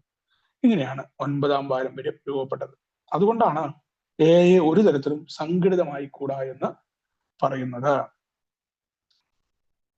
അപ്പോ വളരെ കൃത്യമായിട്ട് തന്നെ മുതിർന്ന എൽഡർ സ്റ്റേറ്റ്മാൻ ആയിട്ട് എങ്ങനെ നമുക്ക് മാറാൻ പറ്റും, എയുടെ മുതിർന്ന ഒരു സേവകനായിട്ട് നേതാവായിട്ടൊക്കെ മാറുക എന്ന് പറയുന്നത് എങ്ങനെയാന്ന് പറയുന്നത്, അത് ഭരിക്കാതെ ഉള്ള നേതാവിനെ കുറിച്ചാണ് പറയുന്നത്. അത് എയിലെ ശാന്തമായ എന്നും നിലനിൽക്കുന്ന ഒരു പഴമക്കാരായ നേതൃത്വമാണ്. ആ പഴമക്കാരന് ശാന്തമായ അഭിപ്രായം ഉണ്ടാവും, ഉറച്ച തീരുമാനങ്ങൾ, വിനീതമായ ഉദാഹരണങ്ങൾ. അവർ പ്രശ്നങ്ങളെ പരിഹരിക്കുന്നവരായിരിക്കും പഴമക്കാർ. അപ്പൊ അങ്ങനെ ആകുന്ന പഴമക്കാരോട് എന്ത് ചെയ്യും? ഗ്രൂപ്പ് പോയിട്ട് അഭിപ്രായങ്ങൾ ചോദിക്കും, അങ്ങോട്ട് ചോദിക്കും. എല്ലാത്തിനും കയറി അഭിപ്രായം പറഞ്ഞ് എല്ലാവരിലും നിയന്ത്രണം ഏർപ്പെടുത്തുന്ന പഴമക്കാരല്ല. ആ ബാക്ക് ബെഞ്ചിൽ ഇരിക്കുന്ന പഴമക്കാരോട് മുന്നേ കടന്നു പോയാൽ നമുക്ക് അവരോട് ചോദിക്കാം എന്ന് പറയും. അപ്പൊ അവിടെ അവർ ഗ്രൂപ്പിന്റെ മനസാക്ഷിയാവും. കാരണം എന്താ? അവരുടെ വാക്കുകൾ എല്ലാ അംഗങ്ങളും കാതോർക്കും. എന്താ അവര് പറയുന്നത്? അവര് പറയുന്നത് എങ്ങനെയാണ്? ഉദാഹരണങ്ങൾ പറയും, കൽപ്പനകളൊന്നും പറയില്ല. നിങ്ങൾ ഇങ്ങനെ ചെയ്യണം, വിധിക്കുന്നില്ല, ഉത്തരവുകൾ പറയുന്നില്ല. ഉദാഹരണം, പണ്ട് ഞങ്ങളുടെ കാലത്ത് ഇങ്ങനെയായിരുന്നു, അങ്ങനെ ചെയ്തപ്പോൾ ഇങ്ങനെയുണ്ട്, അല്ലെങ്കിൽ ഞങ്ങൾ കേട്ടിട്ടുണ്ട് ഇവിടെയൊക്കെ ഇങ്ങനെ ചെയ്യുന്നത് എന്ന് പറയുമ്പോൾ ഒരു നിർദ്ദേശം അവർ വെക്കും. അതുകൊണ്ടാണ് എയെ ഒരിക്കലും സംഘടിതമായി കൂടാ. അത്ര മനോഹരമായിട്ടാണ് നമ്മുടെ 9ാമത്തെ പാരമ്പര്യം ഉണ്ടായത് നോക്കാം. അപ്പോ നമുക്ക് അറിയാം, നാം കമ്മിറ്റികളോ സേവന ബോർഡുകളോ ഉണ്ടാക്കണം. അവർ സേവനം ചെയ്യുന്നവരോട് നേരിട്ട് ഉത്തരവാദിത്തമുള്ളവരായിരിക്കണം എന്നല്ലേ. നമുക്ക് എന്താണ് പ്രവർത്തിക്കാനായിട്ട് കമ്മിറ്റികൾ വേണം, സേവന ബോർഡുകൾ ഉണ്ടാക്കേണ്ടതുണ്ട്, സേവനം ചെയ്യുന്നതിനോട് നേരിട്ട് ഉത്തരവാദിത്തമുള്ള രീതിയിൽ. അപ്പോ വളരെ കൃത്യമായി തന്നെ നാളെ വൈകുന്നേരം ഈ ഓഡിറ്റോറിയത്തിൽ എ നേതൃത്വത്തിന്റെ ഇതേ പ്രകടനം വീണ്ടും നടപ്പിലാകുന്നത് എക്ക് പൊതുവായി ദർശിക്കാം. തെരഞ്ഞെടുത്ത ജനറൽ സർവീസ് കോൺഫറൻസ് ആൽക്കഹോളിക്സ് അനോണിമസിന്റെ ഗ്രൂപ്പിന്റെ മനസാക്ഷിയെ പ്രതിനിധീകരിക്കും. മുഴുവൻ കൂട്ടായ്മയുടെയും സംഘടിതമായ ലോകസേവനം അവരുടെ സ്ഥിരമായ അധീനതയിലും സംരക്ഷണത്തിലുമാകും. 9ാം പാരമ്പര്യത്തിന്റെ ചൈതന്യത്താൽ ഞങ്ങൾ പഴമക്കാർ പിൻവാങ്ങുന്നു. നിങ്ങൾ ആവശ്യപ്പെടുമ്പോൾ ഉപദേശങ്ങൾ നൽകാൻ ഞങ്ങൾ തയ്യാറാണ്. നിങ്ങൾ ആരും ഇനി ഭരിക്കുകയോ നിയന്ത്രിക്കുകയോ ചെയ്യില്ല. അത്തരത്തിലെ സംഘടിതമായിരിക്കും. ഈ വിലയേറിയ തത്വം സംരക്ഷിക്കേണ്ടത് ഇനിയും നിങ്ങളാണ്. നമ്മുടെ ബില്ലിന്റെ ഒരു വിലപ്പെട്ട ഗുണം, അതേപോലെ ബില്ലിന്റെ ഒരു ഇടവാങ്ങലൊക്കെ നമുക്ക് ഈ വാക്കുകൾ കാണാൻ പറ്റും. കാരണം ഈ ഒരു സമ്മേളനം കഴിഞ്ഞിട്ടാണ് ബില്ല് എന്നിൽ നിന്ന് പോലും സ്വതന്ത്രമായി എന്ന് പറഞ്ഞുകൊണ്ട് വ്യക്തിപരമായിട്ട് ബില്ല് വേറെയും പല ഭാഗങ്ങളിലും ബില്ലിന് ഇത് വിട്ടുകൊടുക്കാനും വിട്ടു നിൽക്കാനൊന്നും പറ്റുന്നുണ്ടായിരുന്നില്ല. എന്നിൽ നിന്ന് പോകേണ്ടത് ആവശ്യമാണ് എന്നറിഞ്ഞ് താൻ വിട്ടു എന്ന് ബില്ല് പറയുന്നുണ്ട്. കാരണം ബില്ലിന്റെ കുഴപ്പങ്ങൾ പറയുന്ന ആളായതുകൊണ്ട് തന്നെ ബില്ല് അതിനെ തുറന്ന് സമ്മതിച്ചിട്ടുള്ളതാണ്. ബില്ല് അതിനെ വളരെ കൃത്യമായിട്ട് പറയുകയാണ്. അന്ന് വൈകുന്നേരത്ത് ഇതേ ഓഡിറ്റോറിയത്തിൽ നിങ്ങൾക്ക് കാണാൻ പറ്റുന്ന പറയുന്നത്. പുതിയ ജനറൽ സർവീസ് കോൺഫറൻസ് തെരഞ്ഞെടുക്കപ്പെട്ടിട്ടുണ്ട്.